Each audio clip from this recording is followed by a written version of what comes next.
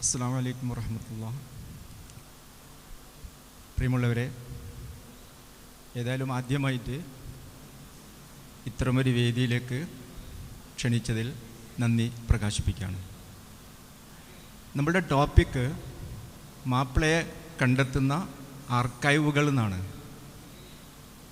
സ്വാഭാവികമായും നമ്മുടെ ഈ ഓഡിയൻസിൽ ആർക്കൈവ്സുകളെ പറ്റി എത്ര പേർ മനസ്സിലാക്കിയിട്ടുണ്ടാവും എന്നുള്ള കാര്യത്തിൽ സംശയമുണ്ട്. അതുകൊണ്ട് ആർക്കൈവ്സിനെ പറ്റി ഒരു ചെറിയൊരു വിവരണം നിങ്ങൾക്ക് നൽകാനാണ് ഞാൻ ശ്രമിക്കുന്നത്. ഈ ആർക്കൈവ്സ് എന്ന് പറയുമ്പോൾ വളരെ ബ്രീഫായിട്ട് പറഞ്ഞു പോവുകയാണ്, സമയമില്ലാത്തത് കൊണ്ട്. നമ്മളുടെ രേഖകൾ, പഴയ രേഖകളെല്ലാം സൂക്ഷിക്കുന്ന ഒരു ഇടമാണ് ആർക്കൈവ്സുകൾ എന്ന് പറഞ്ഞാൽ. വളരെ ലളിതമായിട്ട് പറഞ്ഞാൽ ഗവൺമെൻറ് ഡിപ്പാർട്ട്മെൻറ്റുകളിലും മറ്റു സ്വകാര്യ ശേഖരണങ്ങളിലൊക്കെയുള്ള വളരെ പ്രധാനപ്പെട്ട, നശിപ്പിക്കാൻ പാടില്ലാത്ത രേഖകൾ കണ്ടെത്തി അത് സൂക്ഷിക്കുക എന്നുള്ളതാണ് ലോകം ഒട്ടുക്കുമുള്ള ആർക്കൈവ്സുകൾ ചെയ്തു വരുന്നത്. സാധാരണ ആർക്കൈവ്സ് ലോകമൊട്ടുക്കും അതേ പേരിൽ തന്നെയാണ് അറിയപ്പെടുന്നത്. ആർക്കൈവ്സും ആർക്കിയോളജിയും ഒന്നല്ല, അത് പ്രത്യേകം മനസ്സിലാക്കുക. കാരണം ആർക്കിയോളജി ആകുമ്പോൾ അത് പുരാവസ്തു എന്ന് പറയും. എന്ന് പറഞ്ഞാൽ അത് ഓൾഡ് റിമെയിൻസ് ആണ്, വസ്തുക്കൾ മാത്രമാണ് ആർക്കിയോളജി കൈകാര്യം ചെയ്യുന്നത്. ആർക്കൈവ്സ് ആകുമ്പം പ്രമാണങ്ങളാണ്, രേഖകളാണ്. ഇത് പലരും പലപ്പോഴും തെറ്റിദ്ധരിക്കാറുണ്ട്. എത്രത്തോളം എന്ന് പറഞ്ഞാൽ വളരെ ക്വാളിഫൈഡ് ആയിട്ടുള്ള നമ്മുടെ പത്രക്കാർ പോലും ആർക്കൈവ്സും ആർക്കിയോളജിയും തെറ്റിച്ചാണ് പറയാറ്. ഇപ്പം നമ്മുടെ വകുപ്പ്, ഞാൻ ആർക്കൈവ്സിലായിരുന്നു 30 കൊല്ലത്തോളം. ഈ ആർക്കൈവ്സ് വകുപ്പ് എന്തെങ്കിലും ഒരു പ്രവർത്തനം നടത്തിയാൽ സാധാരണ പത്രങ്ങളിൽ വരാറ് പുരാവസ്തു വകുപ്പ് എന്നാണ്. അപ്പോൾ പുരാവസ്തു വകുപ്പ് എന്ന് പറഞ്ഞാൽ ആർക്കൈവ്സ് അല്ല. ആർക്കൈവ്സിനെ സാധാരണ മലയാളീകരിക്കുമ്പോൾ സൗകര്യത്തിന് വേണ്ടി നമ്മൾ പുരാരേഖാ വകുപ്പ് എന്ന് പറയാറുണ്ട്. പക്ഷെ അതും പരിപൂർണ അർത്ഥത്തിൽ ആർക്കൈവ്സ് ആകൂല.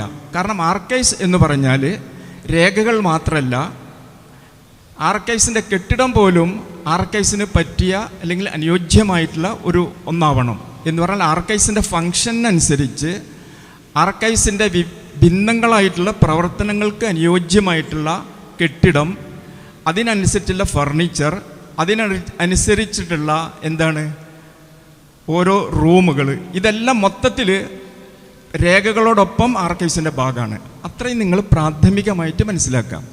എപ്പോഴാണ് ഈ ആർക്കൈവ്സുകൾ ഉടലെടുക്കുന്നത്? ലോകത്തിൻ്റെ പല ഭാഗങ്ങളിലും ആർക്കൈവ്സുകൾ ഉടലെടുത്തു. എപ്പോൾ? നാം നേടുന്ന അറിവ് ഭാവി തലമുറയ്ക്ക് വേണ്ടി ഉപയോഗിക്കപ്പെടണം എന്നുള്ള ഒരു ബോധം മനുഷ്യരിൽ ഉണ്ടായ കാലം മുതൽക്ക് തന്നെ ലോകം ഒട്ടുക്കും ആർക്കൈവ്സുകൾ അന്നത്തെ രീതിയിൽ രൂപീകരിക്കപ്പെട്ടു വരുന്നുണ്ട്. എന്താണ് നമുക്ക് ആർക്കൈവ്സിൽ നിന്ന് കിട്ടുന്നത്? ആർക്കൈവ്സിലെ സോഴ്സസ് വളരെ എക്സ്റ്റെൻസീവാണ്, എലോബറേറ്റ് ആണ് നമ്മൾ പറയാറുണ്ട്. കാരണം വളരെ പ്രധാനപ്പെട്ട ഒരു ഇൻഫോർമേഷൻ സെൻ്ററാണ് ഏതൊരു ആർക്കൈവ്സും. കാരണം വിജ്ഞാനത്തിൻ്റെ വിവിധ തലങ്ങളിലുള്ള ഇനിയും വെളിച്ചത്ത് വരാത്ത ധാരാളം ഡാറ്റ അല്ലെങ്കിൽ സോഴ്സ്, ഉപാദാനങ്ങൾ എവിടെയുണ്ട്? ഒരു ആർക്കൈവ്സിലുണ്ടാകും. അപ്പോൾ ഓരോ പഠിതാവും, നിങ്ങളെപ്പോലെയുള്ള ഓരോ സ്റ്റുഡൻറ്റും ആർക്കൈവ്സിലേക്ക് വരുന്നത് ഒരു പുതിയ മേച്ചിൻ സ്ഥലം തേടിയിട്ടാണ്. കാരണം നമുക്ക് സെക്കൻഡറി സോഴ്സിൽ നിന്ന് കിട്ടുന്നതിൽ നിന്ന് വിഭിന്നമായിട്ടുള്ള സോഴ്സസാണ് നമുക്ക് ആർക്കൈവ്സിൽ നിന്ന് കിട്ടുക. അതുകൊണ്ടാണ് സാധാരണ നമ്മൾ പറയാറ്, ആർക്കൈവ്സിൽ നിന്ന് നമുക്ക് കിട്ടുന്ന source it is very valuable and curious. അങ്ങനെയാണ് പറയാം. വളരെ ഇനിയും വെളിച്ചത്ത് വരാത്ത, ഇനിയും ടാപ്പ് ചെയ്യാത്ത, ഇനിയും അണർത്ത് ചെയ്യാനിരിക്കുന്ന പല സോഴ്സുകളാണ് ആർക്കൈവ്സിൽ ഉള്ളത്. അത് ചെറിയൊരു ഭാഗം ഞാൻ അവസാന സമയങ്ങളിലേക്ക് നിങ്ങളെ ശ്രദ്ധയിൽപ്പെടുത്താം എന്തെല്ലാം ഉണ്ടെന്ന്. അപ്പോൾ ഇത്രയും വിപുലമായിട്ടുള്ളൊരു ശേഖരം സൂക്ഷിച്ചു വെക്കുന്ന ആർക്കൈവ്സുകളെ പറ്റി ഇന്നും നമ്മളുടെ വളരെയധികം വിദ്യാസമ്പന്നരായിട്ടുള്ള ആളുകളിൽ പോലും ശരിക്ക് ബോധം ഉണ്ടായിട്ടില്ല. അതിന് എൻ്റെ അനുഭവത്തിലുള്ള ഒരു കാര്യം ഞാൻ നിങ്ങളെ ശ്രദ്ധയിൽപ്പെടുത്തുകയാണ്. അത് നിങ്ങളെപ്പോലുള്ള വിദ്യാർത്ഥികൾക്ക് ഉപകാരപ്പെടുമെന്ന് ഞാൻ കരുതാണ്. അപ്പം നിങ്ങൾക്കറിയാം, കഴിഞ്ഞ ആഴ്ച മരിച്ച ലോകപ്രശസ്തനായിട്ടുള്ള ചരിത്രകാരൻ MGS നാരായണന്, അദ്ദേഹം ഞാൻ സർവീസിലിരിക്കുമ്പോൾ, ഏകദേശം ഒരു 10 കൊല്ലം ഞാൻ റിട്ടയർ ചെയ്തിട്ട് ഒരു 15-18 കൊല്ലങ്ങൾക്ക് മുമ്പ് അദ്ദേഹം എന്നെ വിളിച്ചു പറഞ്ഞു, അദ്ദേഹത്തിൻ്റെ ഒരു ഫ്രണ്ട് രാഘവൻ എന്നാണ് പേര്, എന്നെ കാണാൻ വേണ്ടി വരുന്നുണ്ട്, നിങ്ങളുടെ ആർക്കൈവ്സിലേക്ക് വരുന്നുണ്ട്. ആർക്കൈവ്സിൻ്റെ പ്രാധാന്യം മനസ്സിലാക്കാനും അതോടൊപ്പം തന്നെ ഹൈലി ക്വാളിഫൈഡ് ആയിട്ടുള്ള ആളുകൾ ആർക്കൈവ്സിനെ പറ്റി അറിയുന്നില്ല എന്ന് നിങ്ങളെ ധരിപ്പിക്കാൻ വേണ്ടി മാത്രം ഞാൻ ചുരുക്കി പറയുകയാണ്. അപ്പോൾ നിങ്ങളെ കാണാൻ വേണ്ടി വരുന്നുണ്ട്, നിങ്ങൾ ആർക്കൈവ്സിനെ പറ്റി ഒന്ന് പറഞ്ഞു കൊടുക്കണം, കാലിക്കറ്റ് ആർക്കൈവ്സിലെ സോഴ്സസിനെ പറ്റിയൊക്കെ ഒന്ന് എൻ്റെ ഫ്രണ്ടിന് രാഘവന് പറഞ്ഞു കൊടുക്കണമെന്ന് പറഞ്ഞു. അപ്പോൾ ഒരു വിത്തിൻ ഹാഫ് ആൻ അവർ അയാൾ വന്നു. ഒരു 3/4 മണിക്കൂറിലധികം ഞാൻ അദ്ദേഹത്തോട് സംസാരിച്ചു. അപ്പോൾ നിങ്ങളെപ്പോലുള്ള സ്റ്റുഡൻസ് മനസ്സിലാക്കേണ്ട കാര്യം എന്താണെന്ന് പറഞ്ഞാൽ, പോകാൻ നേരത്തെ അദ്ദേഹം എന്നോടൊരു വാക്ക് പറഞ്ഞത് ഇതാണ്. അദ്ദേഹം കോഴിക്കോട് സ്വദേശിയാണ്, കോഴിക്കോട് കൊയിലാണ്ടി സ്വദേശിയാണ്. എന്നെ കാണുമ്പോൾ 70 വയസ്സുണ്ട് അദ്ദേഹത്തിന്. നിങ്ങളുടെ ആർക്കൈവ്സിനെ പറ്റി, ഇത്രയും വിപുലമായ ശേഖരമുള്ള ഒരു ആർക്കൈവ്സിനെ പറ്റി ഞാൻ നേരത്തെ അറിഞ്ഞിരുന്നെങ്കിൽ എനിക്കൊരുപാട് കാര്യങ്ങൾ ചെയ്യാൻ പറ്റുമായിരുന്നു. ഇതാണ് അദ്ദേഹം പറഞ്ഞ വാക്കുകൾ. നിങ്ങളുടെ ആർക്കൈവ്സിനെ പറ്റി കുറച്ച് നേരത്തെ ഞാൻ അറിഞ്ഞിരുന്നെങ്കിൽ ഒരുപാട് കാര്യങ്ങൾ എനിക്ക് ചെയ്യാൻ പറ്റുമായിരുന്നു. ഇനി നമുക്ക് നോക്കാം ഈ രാഘവൻ ആരാണെന്ന്. അദ്ദേഹം MA എക്കണോമിക്സ് കഴിഞ്ഞു. Indian economic service IES join ചെയ്തു. എന്നിട്ട് നമ്മുടെ സെൻട്രൽ ഗവൺമെൻറ്റിൻ്റെ ഫിനാൻസ് ഡിപ്പാർട്ട്മെൻറ്റിലെ ഉന്നത പദവിയിലിരുന്ന് നമ്മുടെ മുൻ പ്രധാനമന്ത്രി മൻമോഹൻ സിംഗ്, അതുപോലെ തന്നെ മുൻ പ്രസിഡൻറ്റ് പ്രണബ് മുഖർജി, ഇവരുടെ കൂടെയൊക്കെ വർക്ക് ചെയ്ത് നമ്മളെ സെൻട്രൽ ഗവൺമെൻറ്റിൻ്റെ ബഡ്ജറ്റുകളൊക്കെ തയ്യാറാക്കുന്ന പ്രവർത്തനത്തിൽ പങ്കെടുത്തൊരു കക്ഷിയാണ്, ഒരു വ്യക്തിയാണ്. ഞാൻ പറഞ്ഞല്ലോ, അന്ന് അദ്ദേഹത്തിന് 70 വയസ്സുണ്ട്. മാത്രമല്ല, ഇതിനിടയിൽ ഇദ്ദേഹം ഡൽഹി JNUവിൽ നിന്ന് PhD ചെയ്തു. എക്കണോമിക്സിൽ PhDയും ചെയ്ത്. PhDക്ക് ഇദ്ദേഹത്തിൻ്റെ ഗൈഡായി പ്രവർത്തിച്ചത് ഡോക്ടർ പ്രഭാത് പട്നായിക് ആയിരുന്നു, അറിയപ്പെടുന്ന എക്കണോമിസ്റ്റാണ്. നല്ല രീതിയിൽ PhD അദ്ദേഹം സബ്മിറ്റ് ചെയ്തു. ആ PhD പരിശോധിച്ച ഒരു വ്യക്തി നമുക്കറിയാം, നോബൽ പ്രൈസ് നേടിയ മൃണാൾ സെൻ ആയിരുന്നു. മൃണാൾ സെൻ ഇദ്ദേഹത്തിൻ്റെ PhD തീസിസ് പരിശോധിച്ചിട്ട് പറഞ്ഞത്, ഇദ്ദേഹത്തിന് ഓപ്പൺ ഡിഫൻസ് ഇല്ലാതെ, നിങ്ങൾക്കറിയാമല്ലോ, വൈവ ഇല്ലാതെ തന്നെ PhDക്ക് അർഹത ഉണ്ട് എന്നാണ്. അപ്പം ഞാൻ ഇത്രയും പറയാൻ കാരണം ഇതൊക്കെ എന്നോട് പേഴ്സണലായിട്ട് ഡിസ്കസ് ചെയ്ത കൂട്ടത്തിൽ വന്നതാണ്.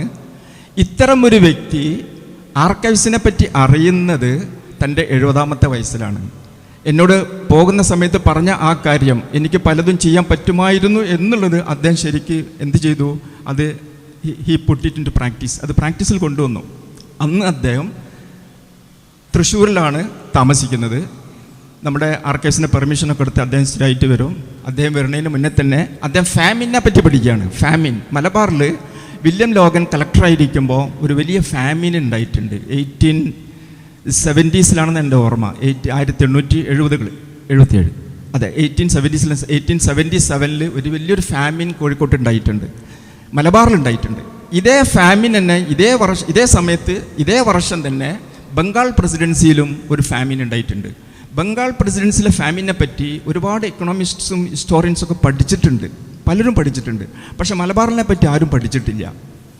പിന്നെ ഇദ്ദേഹം പറഞ്ഞു എന്നോട്, ബംഗാളിൽ 1027 പേരാണ് മരിച്ചത്, അതേ സമയത്ത് മലബാറിൽ 1028 പേര് മരിക്കുന്നുണ്ട്. അപ്പോൾ കുറേയും കൂടി സിവിയറിറ്റി കൂടിയത്, രൂക്ഷത കൂടിയത് നമ്മുടെ മലബാറിലെ ഫാമിനായിരുന്നു.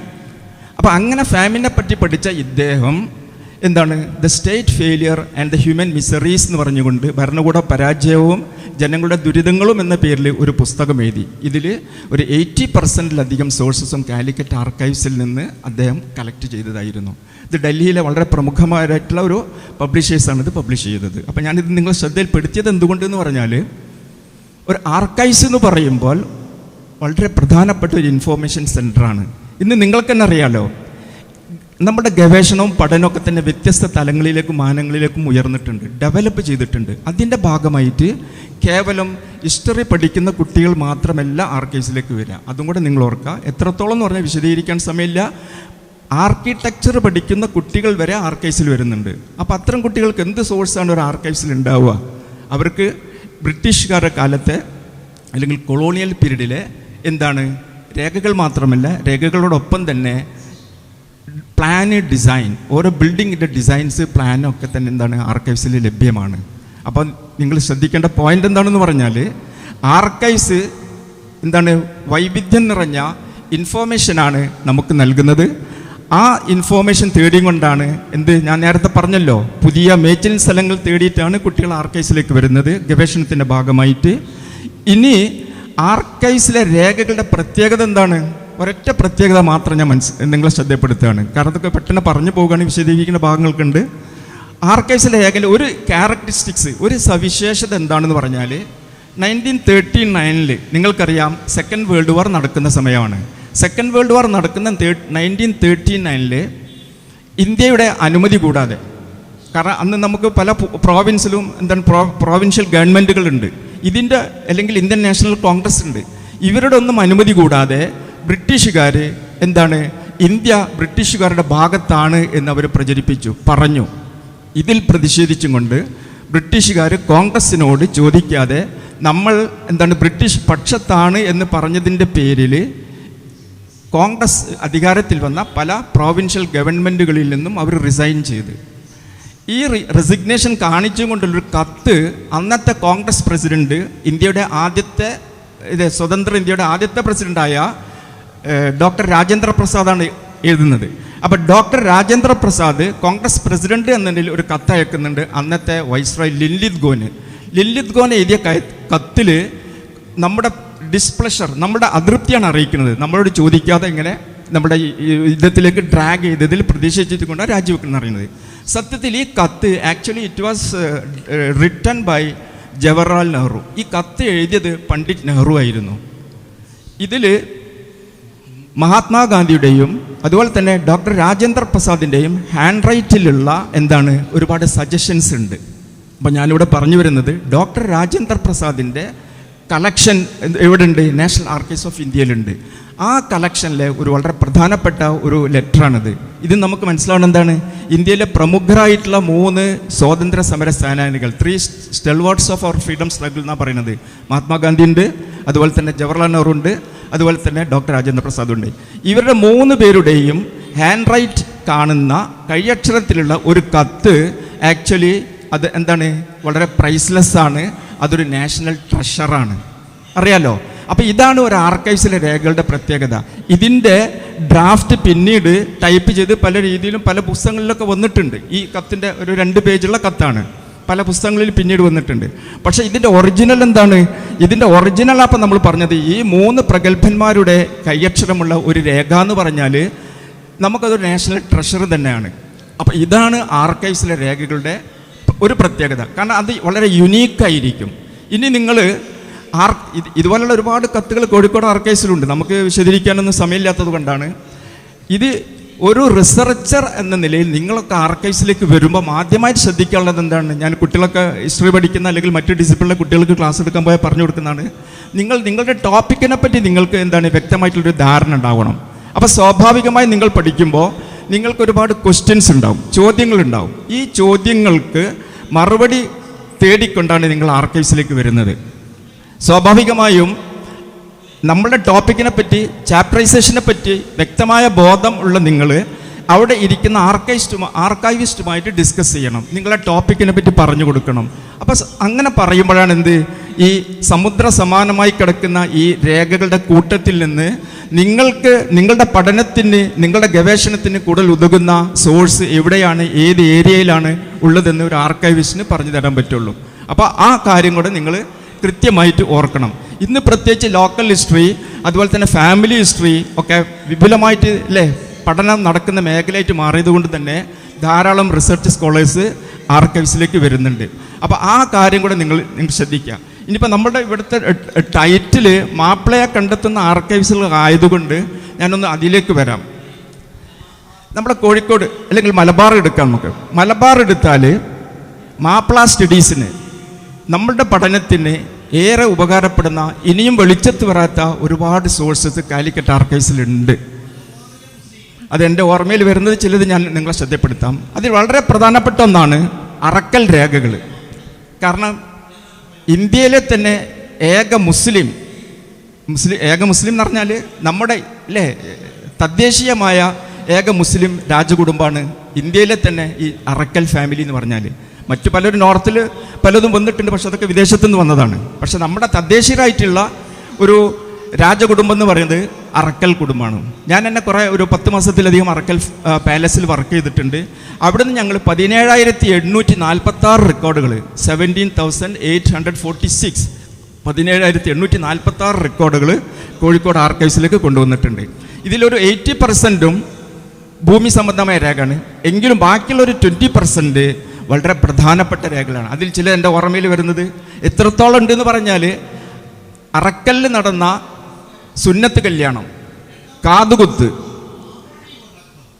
അതുപോലെ തന്നെ മൗലൂദ്, പലതരം മാമൂലുകൾ, അവിടെ നടക്കുന്ന മാമൂലുകൾ, അവരുടെ ഡയറി കുറിപ്പുകൾ, ലക്ഷദ്വീപുമായിട്ടുള്ള ഇടപെടൽ, മുസ്ലിം ലീഗ്, ഇങ്ങനെയുള്ള ഒരുപാട് വിഷയങ്ങൾ. ഇതിൽ പലതും നമ്മൾ ഇനിയും മാപ്പിളാസിൻ്റെ നമ്മൾ മുസ്ലിങ്ങളുടെ റൈറ്റ്സ് ആൻഡ് റിച്വൽസ്, ആചാര അനുഷ്ഠാനങ്ങൾ, ഇതുമായി ബന്ധപ്പെട്ടൊക്കെ ധാരാളം രേഖകൾ അവിടെ കിടക്കുന്നുണ്ട്. ഇത് നിങ്ങളെ ശ്രദ്ധപ്പെടുത്തിയത് എന്തിനെന്ന് പറഞ്ഞാൽ, ഇതൊക്കെ നമുക്ക് മലബാറിലെ മാപ്പിളമാരെ പറ്റി പഠിക്കാനുള്ള ടോപ്പിക്കുകളിൽ പെട്ടതാണ്. ഞാൻ പൂർണ്ണമായിട്ട് പറഞ്ഞിട്ടില്ല. അതുപോലെ തന്നെ നമുക്ക് അന്തമാൻ കോളനൈസേഷൻ 1921 മലബാർ കലാപ സമയത്ത് ആയിരക്കണക്കിന് നമ്മളെ ഈ പ്രദേശത്ത് നടക്കം ആയിരക്കണക്കിന് മുസ്ലിങ്ങളെ അന്തമാനിലേക്ക് നാട് കടത്തിയിട്ടുണ്ട്. അങ്ങനെ നാട് കടത്തിയ 4500ഓളം ഫയലുകൾ കോഴിക്കോട്ടുണ്ട്. കാര്യമായ പഠനം ഇനിയും നടക്കാനുള്ള ഒരു ഭാഗമാണിത്. പിന്നെ ആക്റ്റുകൾ വരും. ആക്റ്റുകൾ എന്ന് പറഞ്ഞാൽ ഞാൻ ഉദ്ദേശിക്കുന്നത് മാപ്പിള റിലേറ്റഡ് ആക്ട്സ് ആണ്. ഇപ്പം മരുമക്കത്തായം ആക്ട്, മലബാർ കലാപം നടക്കുമ്പോൾ വാർ നൈഫ് മാപ്പിള കത്തി ആക്റ്റുകൾ, ഇങ്ങനെ 100 കണക്കിന് ആക്റ്റുകൾ ആർക്കൈവ്സുകളുണ്ട്. പിന്നെ നമുക്ക് പറയാവുന്ന മറ്റൊന്നാണ് നമ്മുടെ ഖബർസ്ഥാനുകൾ, മുസ്ലിം ഖബർസ്ഥാനുകൾ. ഇപ്പോൾ കോഴിക്കോട്ടെ തന്നെ, കേരളത്തിൽ തന്നെ വളരെ പ്രധാനപ്പെട്ട ഒരു ഖബർസ്ഥാനാണ് കണ്ണമ്പറമ്പ്, കോഴിക്കോട് സിറ്റിക്കകത്തൽ കണ്ണമ്പറമ്പ്. ഞാനിരിക്കുമ്പോൾ കണ്ണമ്പറമ്പ് പള്ളി കമ്മിറ്റിക്ക് ഞാൻ തന്നെ 100 കണക്കിന് പേജ് കണ്ണമ്പറമ്പ് നമ്മുടെ ഈ ഖബർസ്ഥാനുമായി ബന്ധപ്പെട്ട രേഖകൾ ഞാൻ കൊടുത്തിട്ടുണ്ട്. കണ്ണമ്പറമ്പിൻ്റെ മാത്രമല്ല, നമുക്ക് മലബാറിലെ മറ്റു പല ഖബർസ്ഥാനുകളെ പറ്റിയുള്ളത് നമുക്ക് കിട്ടും. പിന്നെ വളരെയധികം നിങ്ങൾ ശ്രദ്ധിക്കേണ്ടത് സെൻസസ് ആണ്. സെൻസസിനെ പറ്റിയൊക്കെ പറയുമ്പോൾ നമുക്ക് കൂടുതൽ സമയമില്ലാത്തത് കൊണ്ടാണ്. ഇന്ന് ഡെമോഗ്രാഫി ഒരു വലിയ പഠന മേഖലയാണ്. ഡെമോഗ്രാഫി എന്ന് പറയുമ്പോൾ നമുക്കറിയാം ബർത്ത്, ഡെത്ത്, ഡിസീസ് ഒക്കെ ഉൾപ്പെടുന്ന ഒരു പഠനമാണ്. അതുമായി ബന്ധപ്പെട്ട് പഠിക്കലാണ്. ഈ കോഴിക്കോട് ആർക്കൈവിൽ സൂക്ഷിക്കുന്ന വളരെ പ്രധാനപ്പെട്ട ഒരു രേഖയാണ്, പബ്ലിക്കിനടക്കം ഉപകാരപ്പെടുന്ന രേഖയാണ് ഈ അടങ്ങൽ രജിസ്റ്റർ എന്ന് പറയും. ഭൂമി സംബന്ധമായ രേഖയാണ്. അത് 1904 1905 പ്രിൻ്റ് ചെയ്ത് വരുന്നത്. ഇത് 2220 രജിസ്റ്ററുകൾ കോഴിക്കോട് ആർക്കൈവ്സിലുണ്ട്. 2220. ഇപ്പം നമ്മുടെ ഈ പ്രദേശത്തിൻ്റെ ഭൂമി സംബന്ധമായ രേഖ പോലും കോഴിക്കോട് ആർക്കൈവ്സിൽ നിന്ന് കിട്ടും. 1904 ചിലത് 3 പ്രിൻ്റ് ചെയ്ത് വരുന്നുണ്ട്. കൊളോണിയൽ കാലഘട്ടത്തിലെ ആദ്യത്തെ പ്രിൻ്റഡ് ആയിട്ടുള്ള സർവേ രേഖയാണിത്. ഇത് ആധികാരികമായിട്ടുള്ള രേഖയാണ്. ആർക്കൈവ്സിൽ ഞങ്ങൾ ഒപ്പിട്ട് കൊടുക്കുന്നത് സുപ്രീം കോർട്ടിൽ വരെ ആക്സെപ്റ്റബിൾ ആണ്. എന്തെങ്കിലും തർക്കം വന്നാൽ സാധാരണ പബ്ലിക് അതിലേക്ക് വരാം. ഇത് ഞാൻ ഇവിടെ സൂചിപ്പിക്കാൻ കാരണം എന്താണെന്ന് പറഞ്ഞാൽ, ഇതിൽ ഞാൻ പറഞ്ഞല്ലോ 1904 5 പ്രിൻ്റ് ചെയ്ത് വരുന്നത്. ഇതിൽ 1891 1891 1901 10 കൊല്ലത്തിനിടയിൽ 1891 ആൻഡ് 1901 ഈ 2 വർഷത്തെ മലബാറിലെ ഓരോ ദേശത്തെയും വിവിധ മതങ്ങളുടെ ജനസംഖ്യ പറയുന്നുണ്ട്. ജനസംഖ്യ കൃത്യമായിട്ട് കൊടുക്കുന്നുണ്ട് ഓരോ വിഭാഗങ്ങളുടെയും. പിന്നെ റീസർവേ വരുന്നുണ്ട്. ഇതിൻ്റെ കണ്ടിന്യൂഷൻ ആയിട്ട് 1934 റീസർവേ വരുന്നുണ്ട്.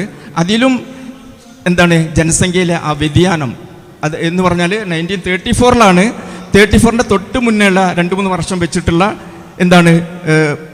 സെൻസസ് ആണ് വരുന്നത്. ഈ ഒരൊറ്റ സെൻസസ് മാത്രം എടുത്തിട്ട് ഈ 10-30 കൊല്ലത്തിന്, കാരണം 1904 34 30 കൊല്ലത്തെ വ്യത്യാസമുണ്ട്. ഈ 30 കൊല്ലത്തെ വ്യത്യാസം എടുത്തു വെച്ചിട്ട് മാത്രം മുസ്ലിം പോപ്പുലേഷൻ വെച്ചുകൊണ്ട് തന്നെ ഗംഭീര പഠനങ്ങൾ നമുക്ക് നടത്താൻ പറ്റും. അതിൽ താല്പര്യമുള്ളവർക്ക് അങ്ങനെയൊക്കെ പഠിക്കാവുന്ന ഒരു മേഖല ആണ് എന്നറിയാൻ വേണ്ടി മാത്രമാണ് ഞാൻ പറഞ്ഞത്. അത് സെൻസസിനെ പറ്റി പറയുമ്പോൾ. അപ്പോൾ ഈ സെറ്റിൽമെൻറ്റ് രജിസ്റ്റർ എന്ന് പറഞ്ഞാൽ ഈ പറഞ്ഞ വിവരം മാത്രമല്ല, ഓരോ ഭൂമിയുടെ പറ്റിയും പറമ്പിനെ പറ്റിയൊക്കെ ഒന്ന് പഠിക്കുന്നുണ്ട്. പറമ്പിനെ പറ്റി പഠിക്കാനും അതുപോലെ തന്നെ ഇതിന് വിസ്തൃതി, മറ്റു കാര്യങ്ങൾ, ഓണറുടെ പേര്, എല്ലാ കാര്യങ്ങളും ഈ ഭൂമി സംബന്ധമായ രേഖയിലുണ്ടാകും. പിന്നെ വളരെ പ്രധാനപ്പെട്ട ഒന്നാണ് നമ്മുടെ വിദ്യാഭ്യാസം. ഇപ്പോൾ ഈ അടുത്ത കാലത്ത് പോലും ചില റിസർച്ച് സ്കോളേഴ്സ് എന്നെ വിളിച്ച് ചോദിച്ചിട്ടുണ്ട്, മാപ്പിള വിദ്യാഭ്യാസവുമായി ബന്ധപ്പെട്ട ഒരു ഡൽഹി യൂണിവേഴ്സിറ്റിയിൽ നിന്ന് ഒരു സ്റ്റുഡൻറ്റ് വിളിച്ചതാണ്, മാപ്പിള വിദ്യാഭ്യാസവുമായി ബന്ധപ്പെട്ട് എന്തെങ്കിലും ഉണ്ടെന്ന്. മാപ്പിള വിദ്യാഭ്യാസവുമായി ബന്ധപ്പെട്ട് ഒരു PhD സ്കോളർക്ക് നോക്കി തീർക്കാൻ പറ്റാത്ത അത്രയും സോഴ്സ് കാലിക്കറ്റ് ആർക്കൈവ്സിലുണ്ട്. നിങ്ങൾ ഓർക്കുക, ഈവൻ നമ്മുടെ കൊണ്ടോട്ടിയിൽ വരെ വിദ്യാഭ്യാസ സ്ഥാപനങ്ങൾ ബ്രിട്ടീഷുകാരുടെ കാലത്ത് ആരംഭിച്ചതിനെ പറ്റിയ രേഖകൾ നമുക്ക് ആർക്കൈവ്സിൽ നിന്ന് കിട്ടും. ഇതൊക്കെ പറഞ്ഞു പോകുക മാത്രമാണ് കേട്ടോ, കൂടുതലായിട്ട് പറയാൻ സമയം കിട്ടാത്തത് കൊണ്ടാണ്. വളരെ സ്ത്രീ വിദ്യാഭ്യാസത്തെ പ്രോത്സാഹിപ്പിക്കാൻ വേണ്ടി മാപ്പിളമാർക്ക് സ്കോളർഷിപ്പ് കൊടുക്കുന്നതിനെ പറ്റി, സ്കൂളുകളിൽ അറബിക്ക് അല്ലെങ്കിൽ ഉറുദു മുൻഷിമാരെ നിയമിക്കുന്നതിനെ പറ്റി ഇതിനൊക്കെ ഗഹനമായിട്ട് പഠിച്ചിട്ട് ബ്രിട്ടീഷുകാർ അന്ന് തന്നെ വർഷങ്ങൾക്ക് മുമ്പ്, അത് എൻ്റെ ശ്രദ്ധയിൽ ഇവിടുന്ന് 1890s 1910 ഇടയിലുള്ള റിപ്പോർട്ടുകളാണ് കൂടുതൽ ഞാൻ കണ്ടത്. 1890 1910 ഇടയിലാണ് ഇത്തരം റിപ്പോർട്ടുകൾ കൂടുതലുള്ളത്. അങ്ങനെ ധാരാളം മാപ്ലാസിൻ്റെ എഡ്യൂക്കേഷനുമായി ബന്ധപ്പെട്ട റിപ്പോർട്ടുകളുണ്ട്. ഇനി നമുക്ക് ഫസൽ തങ്ങളെടുക്കാം, പറഞ്ഞു പോവുകയാണ്. ഫസൽ തങ്ങളെ പറ്റി മഹമ്മൂദ് കൂരിയാണ്, നിങ്ങൾക്കൊക്കെ കേട്ടിട്ടുണ്ടാവും ചിലപ്പോൾ. അപ്പോൾ ലൈഡൻ യൂണിവേഴ്സിറ്റിയിൽ നിന്ന് PhD PDF ഒക്കെ കഴിഞ്ഞു. ഇപ്പം UK മഹമ്മൂദ് കൂരിയ ഹുദവിക്ക് പഠിക്കുകയാണ്. ചമ്മാട് ഹുദവിക്ക് ഡിഗ്രിക്ക് സെക്കൻഡ് ഇയറിന് പഠിക്കുമ്പോഴാണ് മഹമ്മൂദ് കൂരി എൻ്റെ അടുത്ത് വരുന്നത്. ഒരു 18 കൊല്ലങ്ങളൊക്കെ കഴിഞ്ഞിട്ടുണ്ടാവും, 18-20 കൊല്ലമായിട്ടുണ്ടാവും. അന്ന് എൻ്റെ അടുത്ത് വന്നത് ഫസൽ തങ്ങളുമായി ബന്ധപ്പെട്ട രേഖ ചോദിച്ചിട്ടാണ് വന്നത്. അപ്പോൾ ഞാൻ കുറേയൊക്കെ നോട്ട് ചെയ്ത് വെച്ചിട്ടുണ്ട്. ഫസൽ തങ്ങൾ നമ്മളെ മദ്രാസ് ആർക്കൈവ്സിൽ നിന്ന്, ഇപ്പോൾ നമ്മൾ ഡോക്ടർ ഷുമൈസിനൊക്കെ അറിയാം, ഷുമൈസൊക്കെ കുറേ നോക്കിയതാണ്. കറസ്പോണ്ടൻസ് ഫയൽ എന്ന് പറഞ്ഞൊരു സീരീസ് ഉണ്ട്, അതിൽ ഫസൽ തങ്ങളെ പറ്റിയുള്ള ധാരാളം രേഖകളുണ്ട്.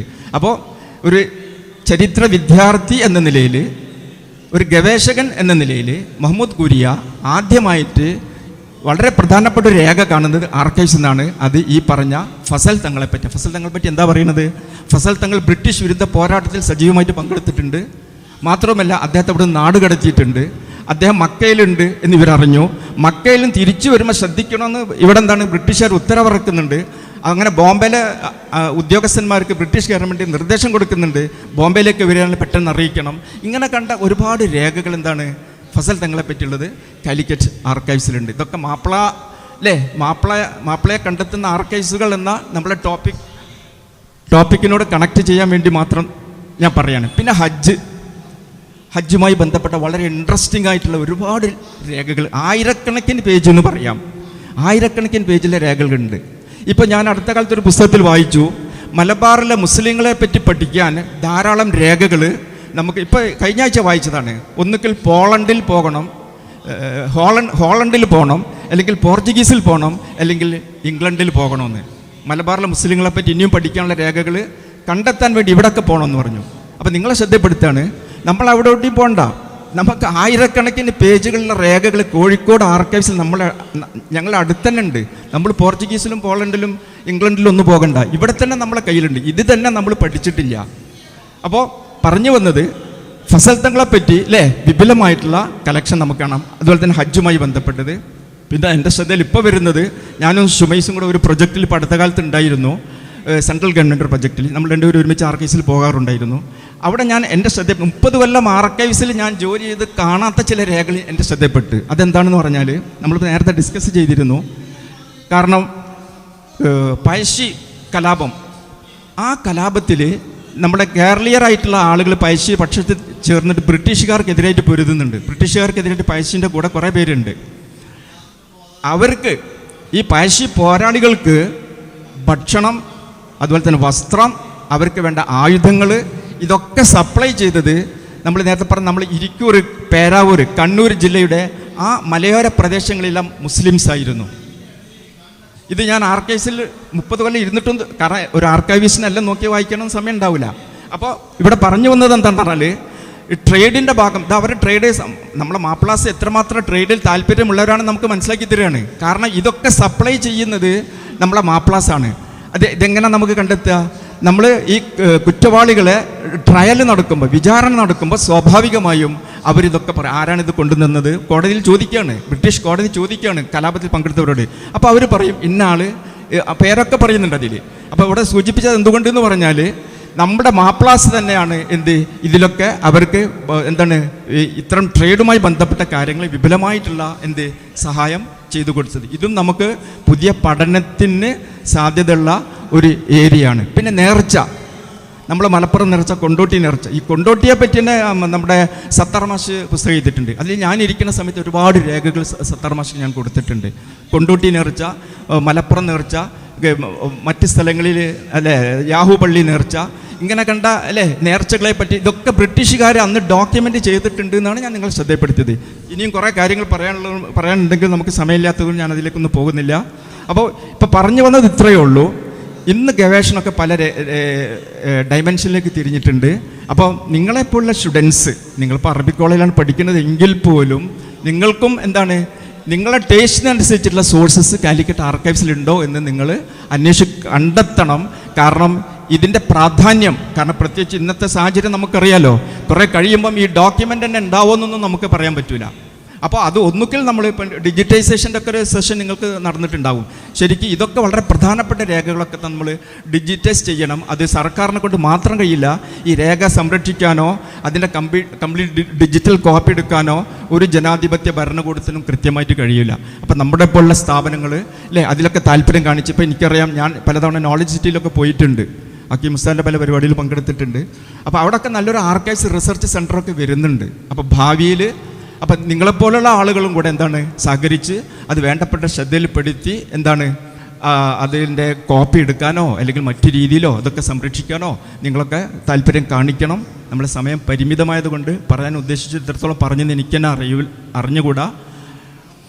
പിന്നെ ഒരൊറ്റ കാര്യം കൂടെ പറയണത്, ഇത്തരം ചരിത്ര രേഖകൾ 1910 ബെൽജിയം എന്ന നാട്ടിലെ ക്യാപിറ്റൽ സിറ്റി ബ്രൂസൽസിൽ ഒരു ആർക്കൈവിസ്റ്റുമാരുടെയും ലൈബ്രറിയൻസിൻ്റെയും ഒരു സമ്മേളനം നടന്നു. 1910 ഞാനൊരു ഗ്രന്ഥത്തിൽ വായിച്ചതാണ്.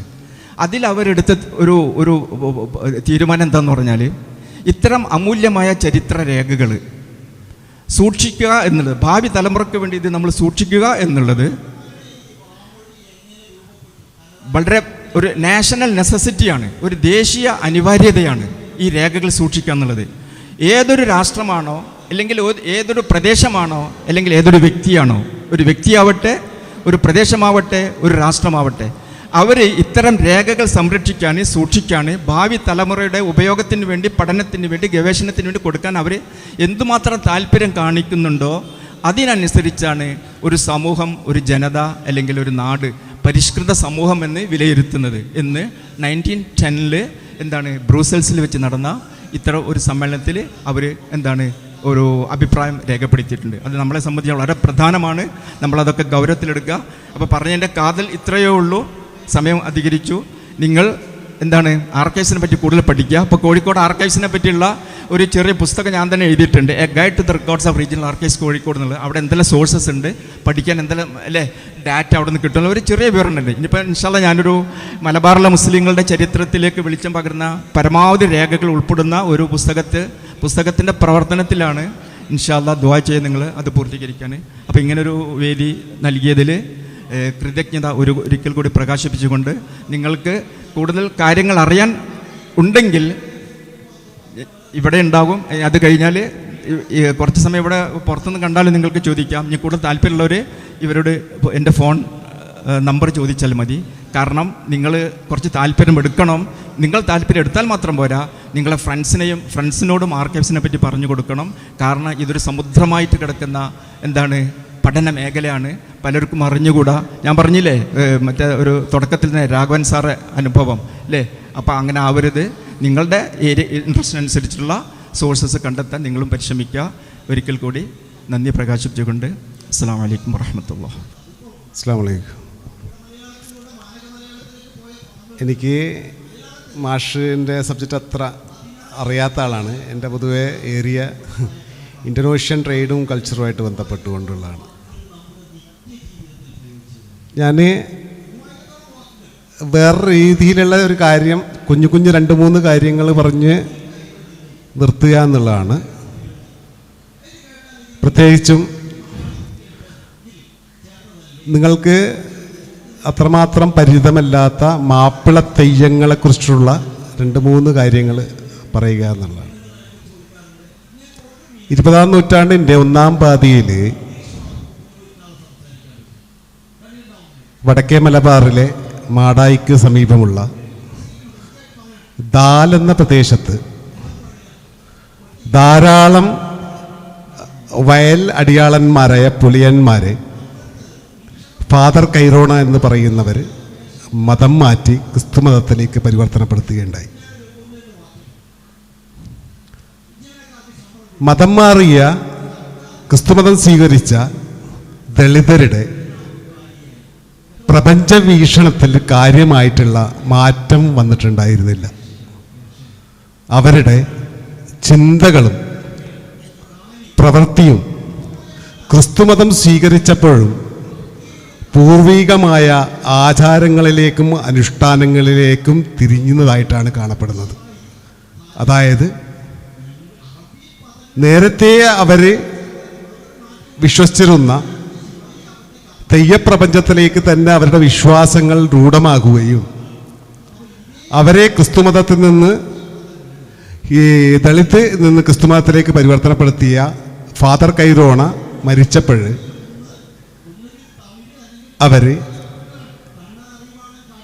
അവരുടെ വീരന്മാരായിരുന്ന മരുതിയാടൻ കുരുക്കളെയും കാര്യകുരുക്കളെയും പോലെ തന്നെ ഫാദർ കൈറോണയെയും തെയ്യമായിട്ട് കൊണ്ടുവരാൻ ശ്രമം നടത്തുകയുണ്ടായി. ഇത് ജെ പള്ളത്ത് കൃത്യമായിട്ട് ഇത് പറയുന്നുണ്ട്. അദ്ദേഹത്തിൻ്റെ തെയ്യം എന്ന പുസ്തകത്തിൽ 121-ാമത്തെ പേജിൽ ഇത് പറയുന്നുണ്ട്. പക്ഷേ ആധുനിക കാലത്ത് മതമെന്ന് പറയുന്നത് ഒരു സ്ട്രക്ചറിന് അകത്തേക്ക് നിൽക്കുന്നതോട് കൂടിയിട്ട് ക്രിസ്തുമത വിശ്വാസപ്രകാരം തെയ്യം എന്ന് പറയുന്നത് ഡീവിൾസ്, ഷെയ്ത്താൻ എന്ന രീതിയിലാണ് അതിന് കാണപ്പെടുന്നത്. അതുകൊണ്ട് തന്നെ ഫാദർ കൈറോണയ്ക്ക് തെയ്യമായിട്ട് അവിടെ നിൽക്കാൻ പറ്റുന്നുണ്ടായിരുന്നില്ല. ഇതേ ഒരു കാലത്തിനപ്പുറത്തേക്ക് ആധുനിക പൂർവകാലത്തെ സാമൂഹ്യ വ്യവസ്ഥ അകത്ത് മുസ്ലിങ്ങളിൽ പെട്ടവരിൽ തന്നെ തെയ്യമായിട്ട് നിൽക്കുന്നതായിട്ട് കാണാൻ പറ്റും. അത് രസകരമായ അവസ്ഥയാണ്. അത് മതം സ്ട്രക്ചറൈസേഷൻ ചെയ്യുന്നതിന് മുമ്പ് പൂർവകാലത്ത്, അതായത് ഭയങ്കര രസകരമായ വസ്തു, തെയ്യം നമ്പൂതിരിയെ കാണുമ്പോൾ കേരളോൽപ്പത്തി പറയുന്നത് പോലെ തന്നെ ഒരു മുസ്ലിമിനെ കാണുമ്പം തെയ്യം പെരുമാൾ മക്കത്ത് പോയ കഥയും പറയും. തെയ്യം നമ്പൂതിരിയെ തന്ത്രി എന്ന് വിളിക്കുകയും അല്ലെങ്കിൽ തീയനെ കണ്ട് എട്ടില്ലേ എന്നും ദളിതനെ കണ്ട് പത്തില്ലേ എന്ന് വിളിക്കുന്നത് പോലെ തന്നെ മുസ്ലിമിനെ കണ്ടാൽ മാടായി നഗരേ എന്നും തെയ്യം വിളിക്കും. ഇത് കാണിക്കുന്നത് വടക്കേ മലബാറിലെ തെയ്യപ്രപഞ്ചത്തിൻ്റെ അകത്ത് മാപ്പിള എന്ന് പറയുന്നത് മാറ്റി നിർത്തപ്പെടേണ്ടവരല്ലെന്നും ആ സാമൂഹ്യതയുടെ വ്യവസ്ഥക്കകത്ത് തന്നെ ഉൾച്ചേർന്ന് നിൽക്കുന്ന ഒരു വിഭാഗമായിട്ട് നിൽക്കുന്നു എന്നുള്ളതുമാണ്. രണ്ട് കാര്യങ്ങൾ ഇതിൻ്റെ പ്രധാനപ്പെട്ട കാര്യങ്ങളുണ്ട്. ഈ തെയ്യം കൊണ്ടു നടക്കുന്നത് ഏതെങ്കിലും പള്ളിയിലോ ദർഗയിലോ മറ്റ് നാം ഇന്ന് കൊണ്ടു നടക്കുന്ന മുസ്ലിങ്ങളുടെ വിശ്വാസ പ്രമാണങ്ങളും അനുഷ്ഠാനങ്ങളും ഇടങ്ങളിലോ അല്ല എന്നുള്ളതാണ്. ഇത് കൊണ്ട് നടക്കപ്പെടുന്നതും മുസ്ലിങ്ങളല്ല എന്നുള്ളതാണ്. ഇതിൻ്റെ രസകരമായ വസ്തുത, ഇത് നാം മനസ്സിലാക്കണമെങ്കിൽ യോഗീന്ദർ സെക്കീന്ദറിൻ്റെ വിശുദ്ധ ഇടങ്ങൾ തേടിയുള്ള ഇന്ത്യയിലെ വിശുദ്ധ ഇടങ്ങൾ തേടിയുള്ള യാത്രകൾ എന്ന ഒരു പുസ്തകത്തിൽ അദ്ദേഹം വളരെ രസകരമായ ഒരു കാര്യം പറയുന്നുണ്ട്. ബെൽഗാമിൽ ജില്ലയിലെ എല്ലമ്മ എന്ന് പറയുന്നൊരു ദളിത് സ്ത്രീയുടെ കുറിച്ചിട്ട് വിശദമായിട്ട് വിവരിക്കുന്നുണ്ട്. അവരുടെ ആദ്യകാലങ്ങളിൽ അവരൊരു ജൈനമത വിശ്വാസത്തിൻ്റെ ഭാഗമാണെന്നും അതല്ല അവരൊരു മഗോഡക സ്ത്രീയായ ദളിത് സ്ത്രീയാണെന്നുള്ള വാദമുണ്ട്. അവർ യഥാർത്ഥത്തിൽ പീർ ബാബ എന്ന് പറയുന്ന ഒരു സൂഫി വര്യൻ്റെ ശിഷ്യയാകുകയും അവർ മരിച്ച സമയത്ത് പീർ ബാബയുടെ ഖബറിനടുത്ത് തന്നെയാണ് ഈ എല്ലമ്മ ക്ഷേത്രം നിലനിൽക്കുന്നത്. എല്ലമ്മ ദുർഗയാകുന്നതിന് മുൻപേ, ഇന്ന് ദുർഗ ആയി മാറുന്ന കാലമാണല്ലോ, പ്രാദേശികമായ ദേവതമാരെല്ലാം ദ്രാവിഡ അല്ലെങ്കിൽ പ്രാദേശികമായ ദേവതമാർ മുഴുവനും ഇന്ന് പൊതുവെ പറഞ്ഞാൽ ആര്യനൈസേഷൻ്റെ ഭാഗമായിട്ടുള്ള മാറ്റങ്ങൾ ഇന്ന് പൊതുസമൂഹത്തിൽ അങ്ങോട്ടും ഇന്ത്യ മുഴുവനും കാണാൻ പറ്റുന്ന കാലമാണിത്. ഈ എല്ലമ്മ എന്ന് പറയുന്ന സ്ത്രീയെ കാണുന്ന ഭക്തന്മാർ പീർബാബയുടെ ദർഗയും സഞ്ചരിച്ചു കൊണ്ടാണ് പോകാറുണ്ട്. ഇന്നത് നിലനിൽക്കുന്നില്ല. അത് യോഗീന്ദർ സെക്കീന്ദർ പറയുന്നത് ഇത്തരത്തിലുള്ള സാംസ്കാരിക വിനിമയങ്ങൾ കാശ്മീർ മുതൽ നമുക്ക് കന്യാകുമാരി മുതൽ കാണാൻ പറ്റുന്നുള്ളതാണ്. ഇതിൽ രസകരമായ കാര്യം, പ്രത്യേകിച്ചും ഒരുപാട് തെയ്യങ്ങളുണ്ട് മുസ്ലിം പേരുള്ള. ആലിത്തെയ്യമുണ്ട്, കലന്തൻ മുക്കരി തെയ്യമുണ്ട്, കല്ലായി മമ്മു തെയ്യമുണ്ട്, ബീവി തെയ്യമുണ്ട്, നെയ്ത്തിയാൽ തെയ്യമുണ്ട്, വൈദ്യുതി മുത്തച്ഛി തെയ്യമുണ്ട്. ഇത് ഒരുപാട് തെയ്യങ്ങളുണ്ട്. ഞാനിതിൽ 2 തെയ്യങ്ങൾ മാത്രം എന്താണ് ഇതിനകത്ത് കിടക്കുന്ന സൂഫി എലിമെൻ്റ് എന്ന് നാം പരിശോധിക്കേണ്ടിയിരിക്കുന്നു. നേരത്തെ തന്നെ മലബാറിൽ, വടക്കേ മലബാറിൽ ഓലക്കൽ അബ്ദുൽ സത്താർ എന്ന അബ്ദുൽ ലത്തീഫ് എന്ന് പറയുന്ന സൂഫി വര്യൻ ഏഴുമലയിലും, അതുപോലെ തന്നെ നമ്മുടെ തലശ്ശേരിക്കടുത്തായിട്ട് അലീബിന് കൂഫിയും വന്നതായിട്ട് 7-ാം നൂറ്റാണ്ടിൽ വന്നതായി ഹുസൈൻ രണ്ടത്താണി പറയുന്നുണ്ടെങ്കിലും അതിനത്രമാത്രം ഔദ്യോഗികമായിട്ട് രേഖകൾ ലഭ്യമില്ലാത്തതുകൊണ്ട് നമുക്ക് അത്ര സ്വീകരിക്കാൻ പറ്റുമെന്ന് തോന്നുന്നില്ല. പൊതുവെ പറഞ്ഞാൽ ആ ഇസ്ലാമിക് ലോകത്ത് 13th സെഞ്ച്വറിയോട് കൂടിയിട്ട് വലിയ തോതിലുള്ള ഒന്ന് അബ്ബാസിയത്ത് കാലിഫേറ്റ്സിൻ്റെ തകർച്ച വരുന്നു. 2 സെക്ടേറിയനിസം വളരെ സജീവമാകുന്നുണ്ട്. ഷിയായിസവും സുന്നീസവും തമ്മിൽ വളരെ ആഴത്തിലുള്ള ഇൻ്റലക്ച്വൽ ഡിബൈറ്റ്സ് നടക്കുന്നൊരു സമയമാണ്. ആ സമയത്താണ് പൊതുവെ പറഞ്ഞാൽ സ്കോളേഴ്സ് ടെക്സ്റ്റ് ടെക്നോളജി കാര്യമായിട്ട് കച്ചവടക്കാരോടൊപ്പം തന്നെ ഇന്ത്യൻ ഓഷൻ വഴി മൂവ് ചെയ്ത് വരുന്നത്. ഇതിൽ പ്രധാനമായ ഒരു വിഭാഗം വന്നിരിക്കുന്നത് സൂഫികളുമാണ്. ഈ സൂഫികൾ പൊതുവെ പറഞ്ഞാൽ ഇവരുടെ ഒരു തരം ജീവിത രീതികളും മറ്റും ഈ അർബൻ സെൻറ്ററിനേക്കാൾ കൂടുതൽ കാര്യമായിട്ട് ചിലവഴിച്ചിരിക്കുന്നത് പൊതുവെ പ്രൊഡക്ഷൻ സെൻറ്ററുകളിലാണ്. പ്രൊഡക്ഷൻ സെൻറ്ററുകളിൽ നിങ്ങൾക്കറിയണം, പ്രൊഡക്ഷൻ സെൻറ്ററിൽ കൂടുതലുണ്ടായിരിക്കുക. അർബൻ സെൻറ്ററിൽ കാര്യമായിട്ട് ഉണ്ടായിരുന്നത് നേരത്തെ മലബാർ റബലിൽ കൃത്യമായിട്ട് പഠിച്ചാൽ നമുക്ക് മനസ്സിലാക്കാൻ പറ്റുന്നൊരു കാര്യമാണ്. അർബൻ സെൻറ്ററിലെ മുസ്ലിങ്ങൾ ഒരിക്കലും മലബാർ റബലിനെ സപ്പോർട്ട് ചെയ്തിട്ടുണ്ടായിരുന്നില്ല. അത് 2 കാര്യങ്ങളാണ്. ഒന്ന്, ഞങ്ങൾ നിങ്ങളെക്കാൾ കൂടുതലായിട്ടും റിച്വലും അല്ലെങ്കിൽ ഇസ്ലാമികമായിട്ട് പൂർണ്ണമായിട്ടും ഉൾക്കൊണ്ടവരാണെന്നും നിങ്ങളെ അത്രമാത്രം കീഴാള പക്ഷത്ത് നിൽക്കുന്നവരാണെന്നുള്ള ഒരു ധാരണയാണ്. എന്തുകൊണ്ടാണ് പ്രൊഡക്ഷൻ സെൻറ്ററിലാണ് ഏറ്റവും കൂടുതൽ സാധാരണക്കാർ, അതായത് ഡെൽറ്റ കമ്മ്യൂണിറ്റി, അതായത് ദളിതന്മാർ താമസിക്കുന്നത്. സൂഫി വര്യന്മാർ ഇത്തരത്തിലുള്ള ആൾക്കൂട്ടങ്ങളുടെ ഇടയിലേക്ക് എത്തപ്പെടുകയും കൾച്ചറൽ ഇസ്ലാമിൻ്റെ ഭാഗമായിട്ടുള്ള എന്താണ് പ്രവാചകൻ പഠിപ്പിച്ചു കൊടുക്കുന്ന മാനവിക മൂല്യങ്ങൾ മുഴുവനും ഇവർക്ക് പറഞ്ഞു കൊടുക്കുകയും ഇവരെ ചേർത്ത് നിർത്തുകയും ഇവരോടൊപ്പം ഉണ്ണുകയും ഇവരുടെ കുഞ്ഞുങ്ങൾക്ക് മരുന്ന് കൊടുക്കുകയും വൈദ്യവും ഭക്ഷണവും കൊടുത്ത് ഈ സംസ്കാരത്തിൻ്റെ ഭാഗമാക്കി മാറ്റുകയായിരുന്നു സൂഫികൾ ചെയ്തിരുന്നത്. പക്ഷെ ഇത്തരത്തിലുള്ള സൂഫികളെ വരും തലമുറകൾക്ക് ഓർക്കുവാനും അവരെക്കുറിച്ചിട്ടുള്ള ഓർമ്മകൾ സമൂഹത്തിന് പങ്കുവെക്കുന്നതിനും വേണ്ടിയാണ് ഇത്തരം തെയ്യങ്ങൾ നിലനിൽക്കുന്നത്. ഒരു തെയ്യം എന്ന് പറയുന്നത് കല്ലായി മമ്മു തെയ്യമാണ്. അതിൻ്റെ പുരാവൃത്തം ഞാൻ ചുരുക്കി പറയാം. അതായത് ഒരു ദിവസം ഈ കല്ലായി മമ്മു എന്ന് പറയുന്ന ഒരു പ്രായമായ മനുഷ്യന് ഒരു ക്ഷേത്രത്തിൻ്റെ കവാടത്തിൽ പോയിരിക്കുകയും സാധാരണ സന്ധ്യാസമയത്ത് അവിടെ തിരിവെക്കാൻ വരുന്ന അന്ത്യത്തിരിയം പറയും, നിങ്ങൾ ഇവിടുന്ന് എഴുന്നേറ്റ് പോകണം, സന്ധ്യാസമയത്ത് ഇവിടെ ഇരിക്കാൻ പാടില്ല, നിങ്ങൾക്ക് ബുദ്ധിമുട്ടുണ്ടാവും. ഇദ്ദേഹം ചിരിക്കും. ചിരിച്ച സമയത്ത് കുറച്ച് കഴിഞ്ഞ സമയത്ത് ഈ അന്ത്യത്തിരിയുടെ ഇളനീർ ചെത്തിയിട്ട് കൊണ്ടുവരും. ഇളനീർ ചെത്തിയിട്ട് കൊടുക്കും. ഇളനീർ എന്തുകൊണ്ടാണ് പ്യൂരിറ്റി ആൻഡ് ഇൻപ്യൂരിറ്റി എന്ന് പറഞ്ഞൊരു കോൺസെപ്റ്റാണ്. നിങ്ങൾ പഠിച്ചിട്ടുണ്ടോ എന്നറിയില്ല. ഇപ്പോൾ ഒരു നമ്പൂരി വീട്ടിൽ വന്നു കഴിഞ്ഞാൽ ആരും ചായ കൊടുക്കൂല, പഴവ് ഇളനീരേ കൊടുക്കും. അത് പ്യൂരിറ്റീൻ്റെ ഒരു സിംബോളിക്കാണ്. അപ്പോൾ ഇദ്ദേഹത്തിന് ഇളനീരൊക്കെ കൊടുത്തു കഴിഞ്ഞ സമയത്ത് ഇദ്ദേഹം പറയും, നീ ഒരു കാര്യം ചെയ്യ്, ചിരിച്ചുകൊണ്ട് 4-5 കാഞ്ഞരമലത്തിൻ്റെ ഇലയും 3-4 കല്ലും പുറക്കിയിട്ട് കൊടുത്തിട്ട് പറയും, ഇത് കൊണ്ടുപോയിട്ട് നിൻ്റെ ഭാര്യയ്ക്ക് തേച്ച് കൊടുക്കുക, നിൻ്റെ ഭാര്യൻ്റെ ചൊറി മുഴുവനായിട്ട് പോകുന്നു. അപ്പോൾ ഈ മനുഷ്യന് അത്ഭുതമായി. എന്താണ് ഇദ്ദേഹം പറഞ്ഞത്? എൻ്റെ ഭാര്യയ്ക്ക് ഇത്തരത്തിലുള്ള ഒരു അസുഖം ഉണ്ടെന്ന് ഈ മനുഷ്യൻ എങ്ങനെ മനസ്സിലാക്കി എന്നുള്ളത് ഇയാൾക്ക് ഭയങ്കര ക്യൂരിയോസിറ്റിയായി.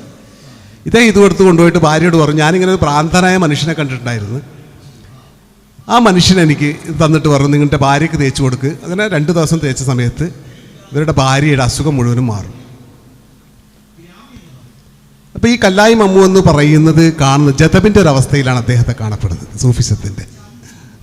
ഇത് ഭയങ്കര രസകരമായ കാര്യമാണ്.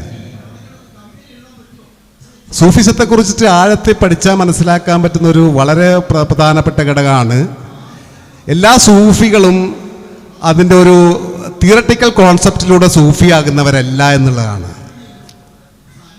അതിന് ഏറ്റവും ഉദാഹരണമാണ് എനിക്ക് തോന്നുന്നത് ഇബ്നു അറബിൻ്റെ ഏറ്റവും പ്രമാണമായ സിദ്ധാന്തമുണ്ട് അതിനെക്കുറിച്ചിട്ട്. എങ്ങനെയാണ് സൂഫിസത്തിൽ ഈ ഭ്രാന്തിനെയും ജദബിനെയും പ്രത്യേകമായിട്ട് മനസ്സിലാക്കുന്നത്. ഇത് രണ്ടും രണ്ടാണ്.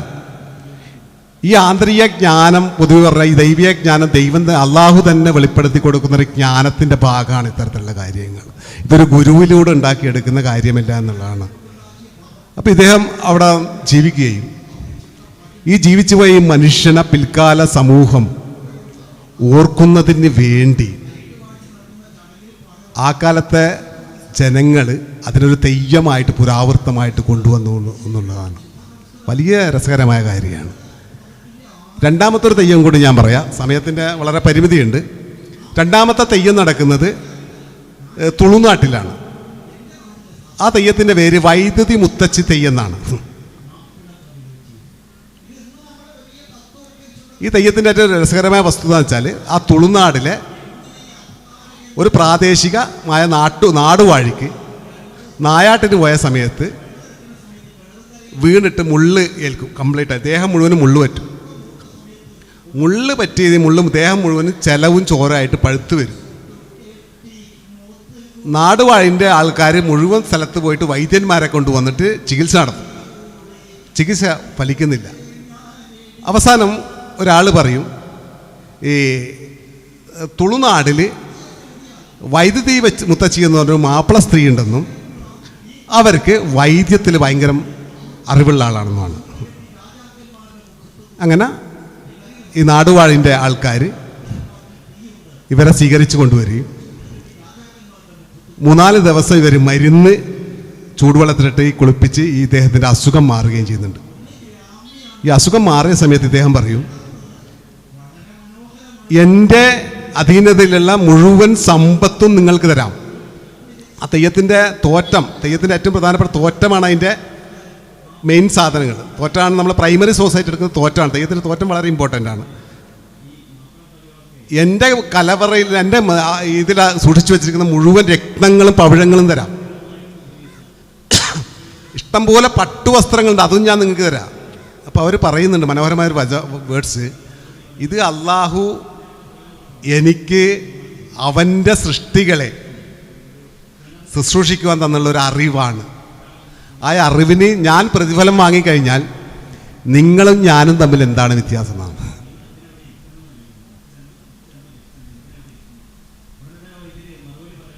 ഇത് പൊതുവേ നമ്മുടെ നാട്ടിൽ ആർക്കും അവിശ്വാസമായിട്ട് തോന്നും. ഈ 2 കാര്യങ്ങളിൽ പ്രധാനപ്പെട്ടത്, ഒന്ന് പൂർവകാലത്ത് അനേകം ജാതികളിൽ ഒരു ജാതിയായിട്ടാണ് മാപ്പിളയെയും കണക്കാക്കിയിരിക്കുന്നത്. ഇന്ന് നാം വിശ്വസിക്കുന്ന രീതിയിലുള്ള, നമ്മൾ ഇന്ന് ആധുനികത പറയുന്നത് പോലെ ഉൾനാട് പ്രൊഡക്ഷൻ സെൻറ്ററുകളിലെ കൾച്ചറൽ ഇസ്ലാമിനെ പൊതുവെ പറഞ്ഞാൽ സ്ട്രക്ചറൽ ഇസ്ലാമിൻ്റെ രീതിയിലേക്ക് കണ്ടെത്തിയിട്ടില്ല എന്നുള്ളതാണ്. അതിന് പ്രധാന കാരണം അവിടെ ഖുർആൻ ഹദീസ് സുന്ന കേന്ദ്രീകൃതമായ ഒരു ഇസ്ലാമിന് അപ്പുറത്തായിട്ട് ഇസ്ലാം മുന്നോട്ട് വെച്ചിരിക്കുന്ന സാംസ്കാരിക മൂല്യങ്ങളും മാനവികതയും ഉൾക്കൊണ്ടുകൊണ്ടിരിക്കുന്ന ഒരു മാനുഷിക മൂല്യങ്ങളും ഉൾക്കൊള്ളുന്ന ഒരു ജനതയായിരുന്നു അവിടെ സൂഫികൾ വാർത്തെടുത്തിരുന്നത്. അവിടെ പോയിട്ട് നമുക്ക് ഖുർആനും ഹദീസും സുന്നയും പറഞ്ഞാൽ അവർക്ക് മനസ്സിലാവില്ല. അപ്പോൾ എന്ത് കാണിച്ചു കൊടുത്തു വെച്ചാൽ ഇസ്ലാം മുന്നോട്ട് വെച്ചിരിക്കുന്ന എന്താണ്, ജാതി ഇല്ലാത്ത ഒരു സമൂഹത്തെ, ഈക്വലിറ്റി എന്താണെന്നുള്ളത്, സാമ്പത്തികമായിട്ടുള്ള അസമത്വമില്ലാത്ത ഒരു സമൂഹത്തെ, പിന്നെ അവർക്ക് അന്യമായിരുന്നു പക്ഷേ അൺടച്ചബിലിറ്റി ഇല്ലാത്ത ഒരു സമൂഹത്തെ. ഇത് 3 വളരെ ഇമ്പോർട്ടൻ്റ് ആണ്. അതുപോലെ തന്നെ ഗോത്രമഹിമകളില്ലാത്തൊരു സമൂഹത്തെ. ഇത് 4 സൂഫികൾ കാണിച്ചു കൊടുത്തപ്പോഴാണ് അവരാ വിശ്വാസത്തിൻ്റെ ഭാഗമായി മാറുകയാണ് ചെയ്തത്. സൂഫികൾ എന്താണോ കാണിച്ചു കൊടുത്തിരിക്കുന്ന വിശ്വാസം, ആ വിശ്വാസത്തിൻ്റെ ഭാഗമായിക്കൊണ്ട് വലിയൊരു ജനത വിഭാഗം കോസ്റ്റൽ, നമ്മുടെ തീരദേശങ്ങളിൽ അർബൻ സെൻറ്ററിൽ ഉണ്ടായിരുന്ന ഇസ്ലാം പൊതുവെ പറഞ്ഞാൽ സ്ട്രക്ചറൽ ഇസ്ലാമാണ്. അത് അറബിക് കച്ചവടക്കാരിലൂടെയും പെർഷ്യൻ കച്ചവടക്കാരിലും ഒരുപാട് നൂറ്റാണ്ടുകളിൽ വളർന്നു വന്ന ഒരു സ്ട്രക്ചറൽ ഇസ്ലാമിന് പുറത്തായിട്ടാണ് നമുക്ക് തീർത്തും അപരിചിതമാണെന്ന് പറയുന്ന രീതിയിലേക്കുള്ള ഒരു ഇസ്ലാമിക് കമ്മ്യൂണിറ്റിയെ ഇപ്പുറത്ത് സൂഫികൾ ഉണ്ടാക്കിയെടുത്ത്. ഇത് ഈ ആധുനിക കാലത്ത്, ഈ കാലത്ത് ഇതിന് വളരെയധികം പ്രസക്തിയുള്ളൊരു കാലമാണ്. പൊതുവെ പറഞ്ഞാൽ നമ്മുടെ നിഴലിനെ പോലും ഭയപ്പെടുന്ന ഒരു കാലത്ത് നമ്മുടെ പൂർവികർ അങ്ങനെയല്ലാതെ ജീവിച്ചൊരു കാലത്തിൻ്റെ നേർസാക്ഷ്യം വഹിക്കുന്ന ചരിത്രത്തെ കൃത്യമായിട്ട് പറയുന്ന തെളിവുകളുള്ള ഒരു സംഭവമാണ് തെയ്യത്തിൽ അടയാളപ്പെടുത്തി വെച്ചിരിക്കുന്നത്. ഇതൊരു ആർക്കൈവ്സ് ഒന്നും പറയാൻ പറ്റില്ല അല്ലേ? ആർക്കൈവ്സ് എന്ന് പറയാൻ പറ്റും. പക്ഷേ ഭാവിയിൽ ഇത് തോറ്റങ്ങൾ ആർക്കൈവ്സ് ആയിട്ട് കൊണ്ടുവരാൻ പറ്റും. ഇത്തരം തോറ്റങ്ങൾ വളരെ ഇമ്പോർട്ടൻ്റ്. വരും കാലത്ത് ഈ തോറ്റത്തിന് വളരെ പ്രസക്തി ഉണ്ടാവും. ഇത്തരം തെയ്യങ്ങൾ നിൽക്കുമ്പം പൊതുവെ പറയുന്ന മുസ്ലിങ്ങളോട് നിന്റെ പൂർവികരാരാണെന്നുള്ള ചോദ്യത്തിന് 2 തോറ്റം മതി, ഇത്തരം കഴിഞ്ഞു. ഈ തെയ്യത്തിൻ്റെ തോറ്റം വെച്ച് കഴിഞ്ഞാൽ നിന്റെ പൂർവികരാരാണെന്ന് ചോദിച്ചാൽ നിന്റെ പൂർവികർ ഇതാണെന്ന് പറയാൻ നീ അധികം ചോദിക്കണ്ട, ഇതാ ഉത്തരം ഇതാന്ന് പറഞ്ഞിട്ട് നമുക്ക് കൊടുക്കാൻ പറ്റും. അതാണ് അതിൻ്റെ ആർക്കൈവ്സ് അല്ലേ? അതാണ് അതിൻ്റെ ആർക്കൈവ്സ് ശരിക്കും പറഞ്ഞാൽ. അപ്പം ഞാൻ ഈ ആർക്കൈവ്സിനെ കുറിച്ചൊന്നും കാര്യമായിട്ട് അങ്ങനെ അറിയില്ല. എനിക്ക് സത്യം പറഞ്ഞാൽ അറിയില്ല. പക്ഷേ വളരെ കുറച്ച് കാര്യങ്ങളെ അറിയുള്ളൂ. ഇത് നിങ്ങൾക്ക് കൂടുതൽ കാലത്തേക്ക് റിസർച്ച് ചെയ്യുന്ന ആൾക്ക് മാപ്പിള തെയ്യങ്ങളെ കുറിച്ചിട്ട് വലിയ തോതിൽ റിസർച്ച് ചെയ്യാൻ പറ്റും. ആ റിസർച്ചിലൂടെ നിങ്ങൾക്ക് പുതിയ അറിവുകൾ ലോകത്തിൻ്റെ മുന്നിലേക്ക് സംഭാവന ചെയ്യാൻ പറ്റും. ഇത് അപൂർവമായിട്ട് ആൾക്കാരിൽ മാത്രം ചർച്ച ചെയ്യപ്പെടുന്നൊരു കാര്യമാണ് മാപ്പിള തെയ്യം എന്നുള്ളത്. ഇത്തരം നിങ്ങൾക്ക് തന്നെ ചിലപ്പോൾ ഇത് പുതിയ അറിവായിരിക്കും. അപ്പം നിങ്ങൾ ഭാവിയിൽ ഒരു PhD ഒക്കെ ചെയ്യാൻ ആഗ്രഹിക്കുന്നവർക്ക് ഇതിനെ കാര്യമായിട്ട് പഠിച്ച ഒരാൾ RC കരിപ്പത്താണ്. പിന്നെ അധികം ആൾക്കാർക്ക് ഇത് പഠിക്കാൻ കഴിയാതിരുന്നത് അവരത് പൂർവ്വകാലത്തെ മതസൗഹാർദ്ദം, സ്നേഹം, സഹിഷ്ണുത എന്ന രീതിയിലാണ് ഈ തെയ്യങ്ങളെ കാണുന്നത്. അതങ്ങനെയല്ല എന്ന രീതിയിലേക്ക് പഠിക്കാൻ പറ്റുന്ന രീതിയിലേക്കുള്ള അത് മൈക്രോ സ്റ്റഡി ചെയ്യുന്ന കുട്ടികൾക്ക് നാളെ ഇത് വളരെ ഉപകാരപ്രദമാവും. അസ്സലാമു അലൈക്കും. 2 വ്യക്തികളുടെയും പ്രത്യേകിച്ച് മജീദ് സാറേയും അബ്ദുൽ സാറേയും ടോക്കുകൾ നിങ്ങൾ കേട്ടു. സമയത്തിൻ്റെ പരിമിതിയുണ്ട്. എന്നിരുന്നാലും ആർക്കൈവ്സിനെ കുറിച്ച് പറയുമ്പോൾ എൻ്റെ ഗവേഷണ മേഖല എന്ന് പറയുന്നത് മലബാറിലെ സ്വാതന്ത്ര്യ സമര സേനാനികളുടെ ജയിൽ ജീവിതമാണ്. ഇന്ന് ഇന്ത്യൻ സ്വാതന്ത്ര്യ സമരത്തെക്കുറിച്ച് ചർച്ച ചെയ്യുന്ന വേളയിൽ ഓരോ കമ്മ്യൂണിറ്റിയെക്കുറിച്ചും വലിയ തരത്തിലുള്ള ചോദ്യങ്ങൾ വരുന്നുണ്ട്. അപ്പം മാപ്പിള കമ്മ്യൂണിറ്റി ആൻറ്റി കൊളോണിയൽ റെസിസ്റ്റൻസിൽ 1792 മുതൽ 947 വരെ നടത്തിയ പാർട്ടിസിപ്പേഷനെ കുറിച്ച് ഗവേഷണത്തിൽ കണ്ടെത്താനായിട്ട് അത് മലബാറിലെ മറ്റൊരു പ്രത്യേകത എന്തെന്ന് വെച്ചാൽ ഇവിടുത്തെ രാജാക്കന്മാർ, സാമൂതിരിയാണെങ്കിലും പടിഞ്ഞാറേ കോലത്തെ സാമൂതിരി രാജാക്കന്മാർ അല്ലെങ്കിൽ പഴശ്ശിരാജാവ് മുതൽ ഗോത്ര വിഭാഗം വരെ എല്ലാ കമ്മ്യൂണിറ്റീസും സ്വാതന്ത്ര്യ സമരത്തിൻ്റെ ഭാഗമായിട്ടുണ്ട്. അപ്പം അത്തരത്തിൽ ഈ സമരത്തിൻ്റെ ഭാഗമായി പങ്കെടുത്ത ആളുകൾ എങ്ങനെയാണ് ഭരണകൂടം നേരിട്ടത് എന്നായിരുന്നു റിസർച്ച് ചെയ്തിട്ടുണ്ടായിരുന്നത്. പിന്നീട് ഗവേഷണത്തിന് ശേഷം മലബാർ കലാപകാലത്തെ ജയിലുകൾ എന്ന് പറയുന്നൊരു പുസ്തകം റീസെൻ്റായിട്ട് DC ബുക്സ് പബ്ലിഷ് ചെയ്തു. ഇതിനു വേണ്ടിയുള്ള വർക്കിൽ കുറച്ചുകൂടി ബാക്കോട്ട് പോയപ്പോൾ നമുക്ക് മനസ്സിലാക്കാൻ സാധിക്കുന്നത് 1498 പോർച്ചുഗീസുകാർ ഇവിടെ വന്നത് മുതൽ തന്നെയുള്ള റെസിസ്റ്റൻസിൽ മാപ്പിളമാർ ഭാഗമാകുന്നുണ്ട്. അപ്പം ഇത്തരത്തിലുള്ള റെസിസ്റ്റൻസിനെ കുറിച്ചുള്ള രേഖകൾ തപ്പിപ്പോൾ ഏറ്റവും കൂടുതലായിട്ടും ഒരു ചരിത്ര ഗവേഷണത്തിൽ നമുക്ക് ആവശ്യമുള്ളത് രേഖകളാണ്. അതിൽ സോഴ്സ് നമ്മൾ പ്രൈമറി സെക്കൻഡറി ആയിട്ട് തിരിക്കുന്നതിലേറെ പ്രധാനപ്പെട്ട സോഴ്സുകളൊന്ന് ആർക്കൈവ്സ് ആണ് സംഭാവന ചെയ്യുന്നത്. മജീദ് സാറ് പറഞ്ഞു കോഴിക്കോട് ആർക്കൈവ്സ് തന്നെയാണ് നമുക്കൊരു വിദേശത്തേക്ക് പോയി ഫണ്ട് ഒന്നും ലഭിക്കാത്ത ആളുകൾക്ക് ഏറ്റവും പ്രധാനപ്പെട്ട ഒരു ഇടമായിട്ട് ഉള്ളത്. കൃത്യമായിട്ട് ഒരു വ്യക്തി വർഷങ്ങളോളം ഏതൊരു മേഖലയിൽ റിസർച്ച് ചെയ്യുകയാണെങ്കിലും അതിൽ നോക്കാനുള്ള രേഖകൾ കോഴിക്കോട് ആർക്കൈവ്സിന് ഇന്നുമുണ്ട്. കോഴിക്കോട് ആർക്കൈവ്സിൻ്റെ പ്രത്യേകത 1883 മുതൽ ഉള്ള രേഖകളാണ് നമുക്ക് ലഭ്യമായിട്ടുള്ളത്. 1883 മുതൽ 1855 വരെയുള്ള മാൻസ്ക്രിപ്റ്റ്സ് ആണ് മദ്രാസ് കറസ്പോണ്ടൻസ് ഫയൽ. ഇതിൽ പലതരത്തിലുള്ള റെസിസ്റ്റൻസ് അല്ലെങ്കിൽ റിഫോമുമായിട്ട് ബന്ധപ്പെട്ടുള്ള ഫയലുകൾ കാണാൻ സാധിക്കും. പിന്നീട് ഫോൾഡഡ്, അത് കഴിഞ്ഞ് റവന്യൂ ആർട്ടിസ്റ്റ്, അങ്ങനെ പലതരത്തിലുള്ള ഫയലുകൾ കോഴിക്കോട് ആർക്കൈവ്സിൽ കാണാൻ സാധിക്കും. അതിനു മുമ്പുള്ള ഫയലുകൾ നമ്മൾ നോക്കുകയാണെങ്കിൽ ഇന്ത്യയിൽ തന്നെ 2 ആർക്കൈവ്സുകളാണ് പ്രധാനമായിട്ടുള്ളത്. ഒന്ന് തമിഴ്നാട് സ്റ്റേറ്റ് ആർക്കൈവ്സാണ്. കാരണം 1800 മുതൽ 956 വരെ മലബാർ എന്ന് പറയുന്നത് മദ്രാസ് സംസ്ഥാനത്തിൻ്റെ ഭാഗമായിരുന്നു. അതുകൊണ്ടും മദ്രാസ് ആർക്കൈവ്സിൽ മലബാറിലില്ലാത്ത നിരവധി രേഖകൾ കാണാൻ സാധിക്കും. ഇനി ഇതിനും അപ്പുറത്തേക്കായിട്ട് 18-ാം നൂറ്റാണ്ട് ഇംഗ്ലീഷ് ഈസ്റ്റ് ഇന്ത്യ കമ്പനി ഇവിടെ തലശ്ശേരി കേന്ദ്രീകരിച്ച് പ്രവർത്തിച്ചപ്പോൾ അവിടുത്തെ രേഖകൾ ഭൂരിഭാഗം ഉണ്ടായിരുന്നത് ബോംബെ ആർക്കൈവ്സിലാണ്. അഥവാ ശ്രീരംഗപട്ടണ സന്ധിക്ക് ശേഷം മലബാർ ബോംബെ സംസ്ഥാനത്തിൻ്റെ ഭാഗം കൂടിയായിരുന്നു. അതിനു മുമ്പ് തന്നെയുള്ള രേഖകൾ നമുക്ക് ബോംബെ ആർക്കൈവ്സിലാണ് കാണാൻ സാധിക്കുക. അത്തരത്തിൽ പല സ്ഥലങ്ങളിലായിട്ട് പല ഇടങ്ങളിലായിട്ടാണ് ഈ രേഖകളുള്ളത്. പിന്നെ നാഷണൽ ആർക്കൈവ്സ് ഉണ്ട് ഡൽഹിയിലുള്ള.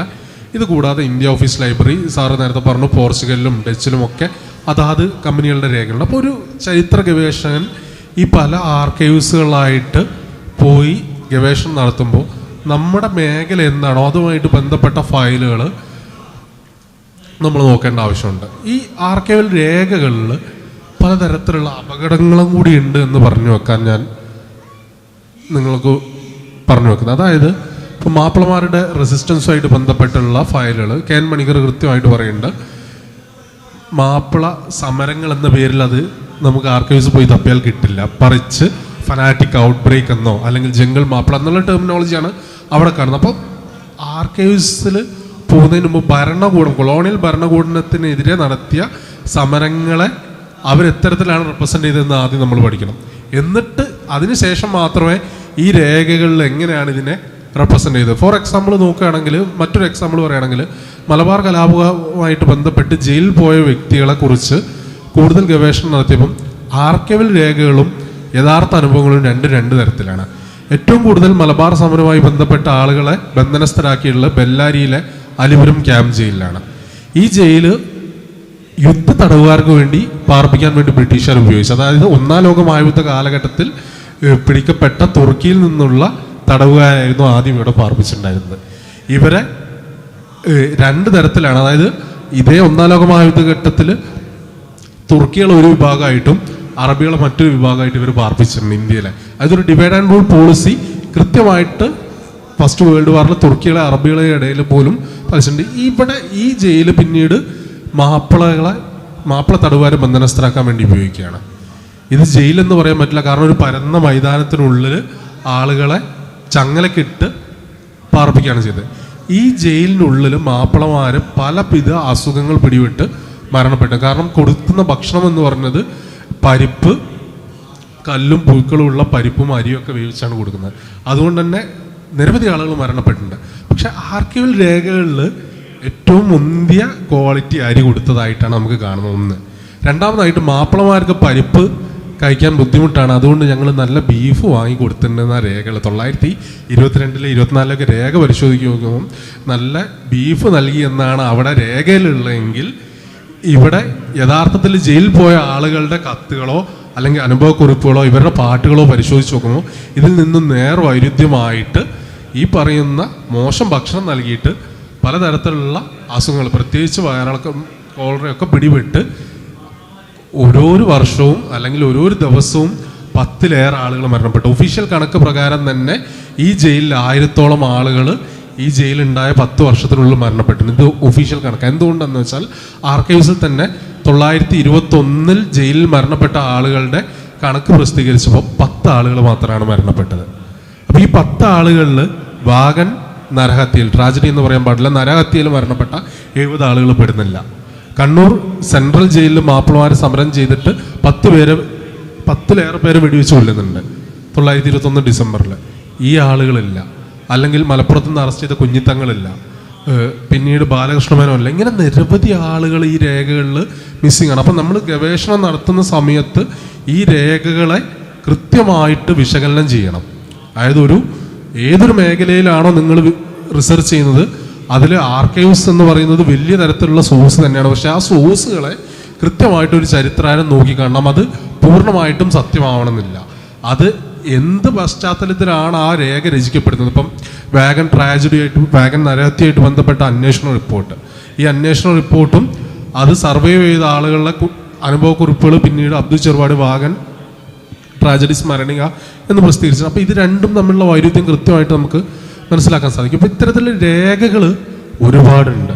പക്ഷെ അത് കൃത്യമായിട്ട് നമ്മൾ വിശകലനം ചെയ്യേണ്ടതായിട്ടും വരുന്നുണ്ട്. ഇപ്പോൾ ഫോർ എക്സാമ്പിൾ നോക്കുകയാണെങ്കിൽ ഫസൽ തങ്ങളെ നാട് കടത്തിയ മജീദ് സാർ പറഞ്ഞു. ഫസൽ തങ്ങളെ നാട് കടത്തിയത് നമ്മൾ നോക്കുമ്പോൾ പിന്നീട് മനസ്സിലാക്കുന്നത് മാപ്പിളമാരെക്കെതിരെ കൃത്യമായിട്ടൊരു ആക്ട് ഈ പീരീഡ് ആകുമ്പോൾ 1954 മാപ്പിള ആക്ട് ഉപയോഗിക്കുകയാണ്. അതായത് ഏതൊരു വ്യക്തിയും മാപ്പിള സമുദായത്തിൽ ജനിച്ചാൽ മതി, അയാൾ വേറൊരു കുറ്റം ചെയ്യേണ്ട, ഭരണകൂടത്തിന് ഇയാളെ അറസ്റ്റ് ചെയ്ത് നാട് കടത്താം.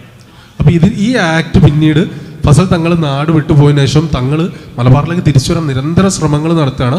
അപ്പോൾ ഗവൺമെൻറ് റെക്കോർഡിൽ കാണാൻ സാധിക്കും തങ്ങൾ ഇൻ കേസ് തിരിച്ചു വരികയാണെങ്കിൽ അറസ്റ്റ് ചെയ്ത് മലബാറിന് വെളിയിൽ നിന്ന് ജയിലിൽ ബന്ധനസ്ഥരാക്കാമെന്ന് പറയുന്നുണ്ട്. അപ്പോൾ അത്തരത്തിൽ കൃത്യമായിട്ട് കൊളോണിയൽ ഭരണകൂടം അവരുടെ നിയമങ്ങൾ അവർക്കെതിരെ റെസിസ്റ്റ് ചെയ്തവരെ ചൂഷണം ചെയ്യാൻ വേണ്ടിയിട്ട് ഉപയോഗിച്ചിരുന്നു.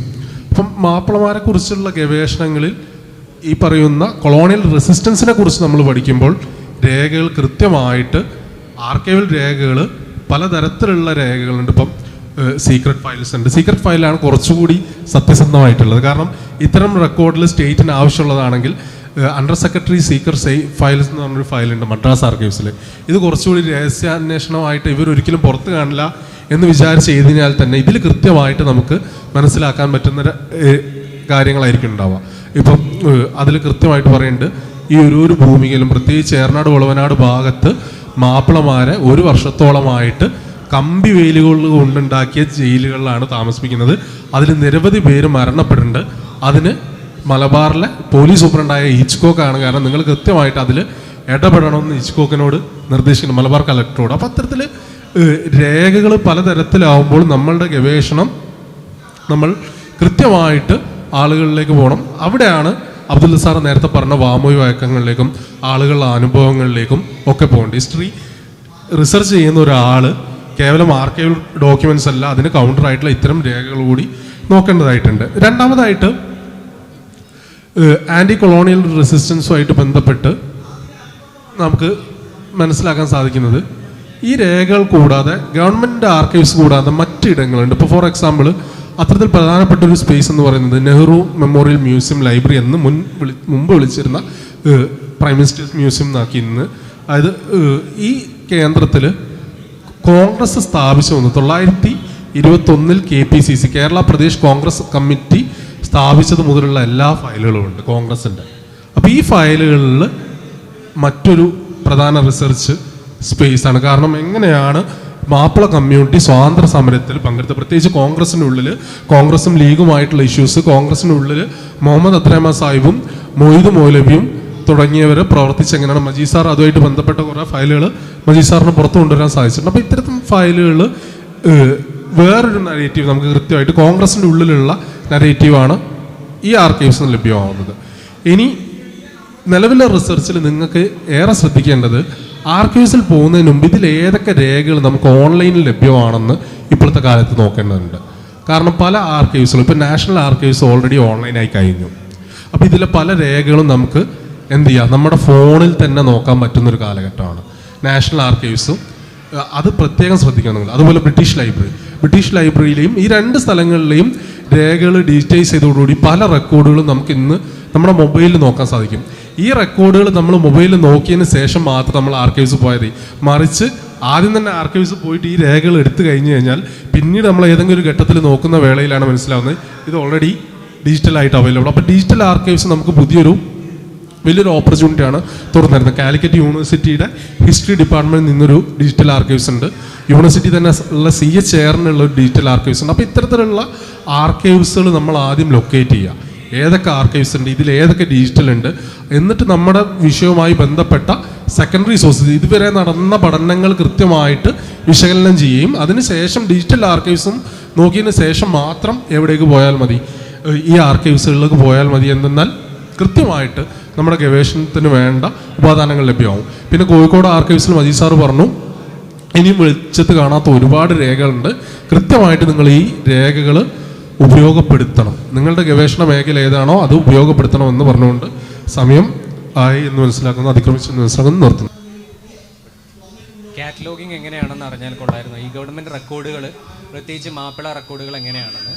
രണ്ടാമത് ഇതുമായിട്ട് ബന്ധപ്പെട്ട് തന്നെ ഇപ്പോൾ കാറ്റലോഗിങ് ചെയ്യുന്ന സമയത്ത് ഞാൻ ബേസിക്കലി കാറ്റലോഗിങ്ങിലാണ് വർക്ക് ചെയ്യുന്നത്. അപ്പോൾ കാറ്റലോഗ് ചെയ്യുന്ന ആളൊരു കാറ്റലോഗർക്ക് ചരിത്രകാരനാവാൻ പറ്റുമോ എന്നുള്ളൊരു വലിയൊരു പ്രതിസന്ധി നേരിട്ടുകൊണ്ടിരിക്കുന്ന ഒരു സമയത്താണ്. അതുകൊണ്ട് കൂടി ചോദിക്കുകയാണ്, ഒരു കാറ്റലോഗർക്ക് ചരിത്രകാരനാവാൻ പറ്റുമോ, അല്ലെങ്കിൽ കാറ്റലോഗറായി വർക്ക് ചെയ്യാൻ പറ്റുമോ, അതിലുള്ള പ്രതിസന്ധികൾ. ഇപ്പോൾ ഡോക്ടർ ഷുമൈസ് പരാമർശിച്ച വിഷയങ്ങൾ, ഇപ്പോൾ നേരത്തെ പറഞ്ഞ മാപ്പിള ഫനാറ്റിക് എന്നുള്ള, അപ്പോൾ തീമുകളുടെ അടിസ്ഥാനത്തിലായിരിക്കുമല്ലോ ഉണ്ടാവുക. അപ്പോൾ ഇങ്ങനത്തെ സാഹചര്യങ്ങളിൽ എങ്ങനെയാണ് ചരിത്രകാരനായ ഒരാൾക്ക് കാറ്റലോഗർ ആവാൻ പറ്റുക, അല്ലെങ്കിൽ ചരിത്രത്തിൽ താല്പര്യമുള്ള ഒരാൾക്ക് കാറ്റലോഗർ ആവാൻ പറ്റുക എന്നതിനെക്കുറിച്ച് മാഷിൻ്റെ അഭിപ്രായം അറിഞ്ഞാൽ കൊള്ളായിരുന്നു. ഇതാണ് രണ്ടാമത്തത്.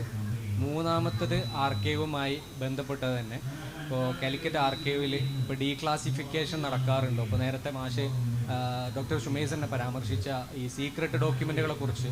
ഇപ്പോൾ ബ്രിട്ടീഷ് ലൈബ്രറിയൊക്കെ ചില സമയത്ത് അവരുടെ ഡോക്യുമെൻറ്റുകൾ ഡീക്ലാസിഫൈ ചെയ്തിട്ട് പുറത്തു വിടാറുണ്ട്. അപ്പോൾ സുൽത്താൻ ബൈബർസിൻ്റെ ഒരു ഖുർആൻ എങ്ങനെയാണ് ബ്രിട്ടീഷ് ലൈബ്രറിയിൽ എത്തിയെന്നുള്ള ഡോക്യുമെൻറ്റുകൾ, അത് സീക്രട്ട് ആയിട്ടുള്ള ഡോക്യുമെൻറ്റുകൾ, അതിനൊരു സ്റ്റേറ്റ് പ്രോസസ്സ് ഉണ്ടോ? അതായത് ഇതൊരു പബ്ലിക് ഇതാണല്ലോ ഇൻസ്റ്റിറ്റ്യൂഷൻ, അപ്പോൾ സ്റ്റേറ്റ് പ്രോസസ്സ്, സ്റ്റേറ്റിന് അങ്ങനെ എന്തെങ്കിലും നിയമമുണ്ടോ അല്ലെങ്കിൽ ആർക്കൈവ് തന്നെ എടുക്കുന്നതാണോ എന്നാണ്.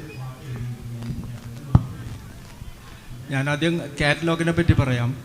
ഇപ്പോൾ ആർക്കൈവ്സിൽ വരുന്ന റെക്കോർഡുകൾ കാറ്റലോഗ് ചെയ്യുക എന്ന് പറഞ്ഞാൽ സർക്കാർ രേഖ ആയതുകൊണ്ട് ചിലപ്പോൾ ഒരു വിഷയം മാത്രം പ്രതിപാദിക്കുന്ന വിഷയമാണെങ്കിൽ, ഇപ്പോൾ ഫോർ എക്സാമ്പിൾ നമ്മൾ ഇവിടെ ഒരു കോളേജ് കൺസ്ട്രക്ട് ചെയ്യുകയാണെങ്കിൽ, അല്ലെങ്കിൽ ഒരു മെഡിക്കൽ കോളേജ് വരികയാണെങ്കിൽ അതുമായി ബന്ധപ്പെട്ട ഒരുപാട് കറസ്പോണ്ടൻസ് നടക്കും. അതിൻ്റെ മെഡിക്കൽ കോളേജിൻ്റെ ആവശ്യകത വെച്ചുകൊണ്ട് ആദ്യം റിപ്പോർട്ട് വരും, പിന്നെ ലാൻഡ് അക്വിസിഷൻ നടക്കും. അപ്പോൾ ഒരു ഫയലിൽ ഒരു പെർട്ടിക്കുലർ സബ്ജക്റ്റാണ് നമ്മൾ ഡിസ്കസ് ചെയ്യുന്നതെങ്കിൽ അതിന് നമ്മൾ സബ്ജക്റ്റ് ലിസ്റ്റ് എന്ന് പറയും. ഇത് മനസ്സിലാക്കി നിങ്ങൾ. ആ സബ്ജക്റ്റ് വൈസ് നമ്മൾ മൊത്തത്തിലൊന്നും എഴുതാൻ പറ്റും. ഇപ്പോൾ land acquisition for the construction of a medical college, serial survey number സ്വയൻസോ, ദേശം, വംശം, താലൂക്ക്, ഇത്രേ കൊടുക്കുള്ളൂ. മനസ്സിലായിട്ടുണ്ടാവുമെന്ന് കരുതുന്നത്.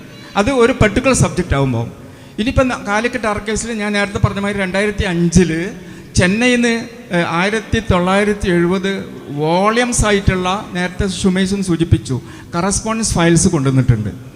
ഈ കറസ്പോണ്ടൻസ് ഫയൽസിൻ്റെ പ്രത്യേകത എന്താ പറഞ്ഞാൽ അത് 1803 മുതൽ 1857 വരെ ഉണ്ട്. ഞാൻ പറഞ്ഞല്ലോ അത്രയും എണ്ണം ഉണ്ട്.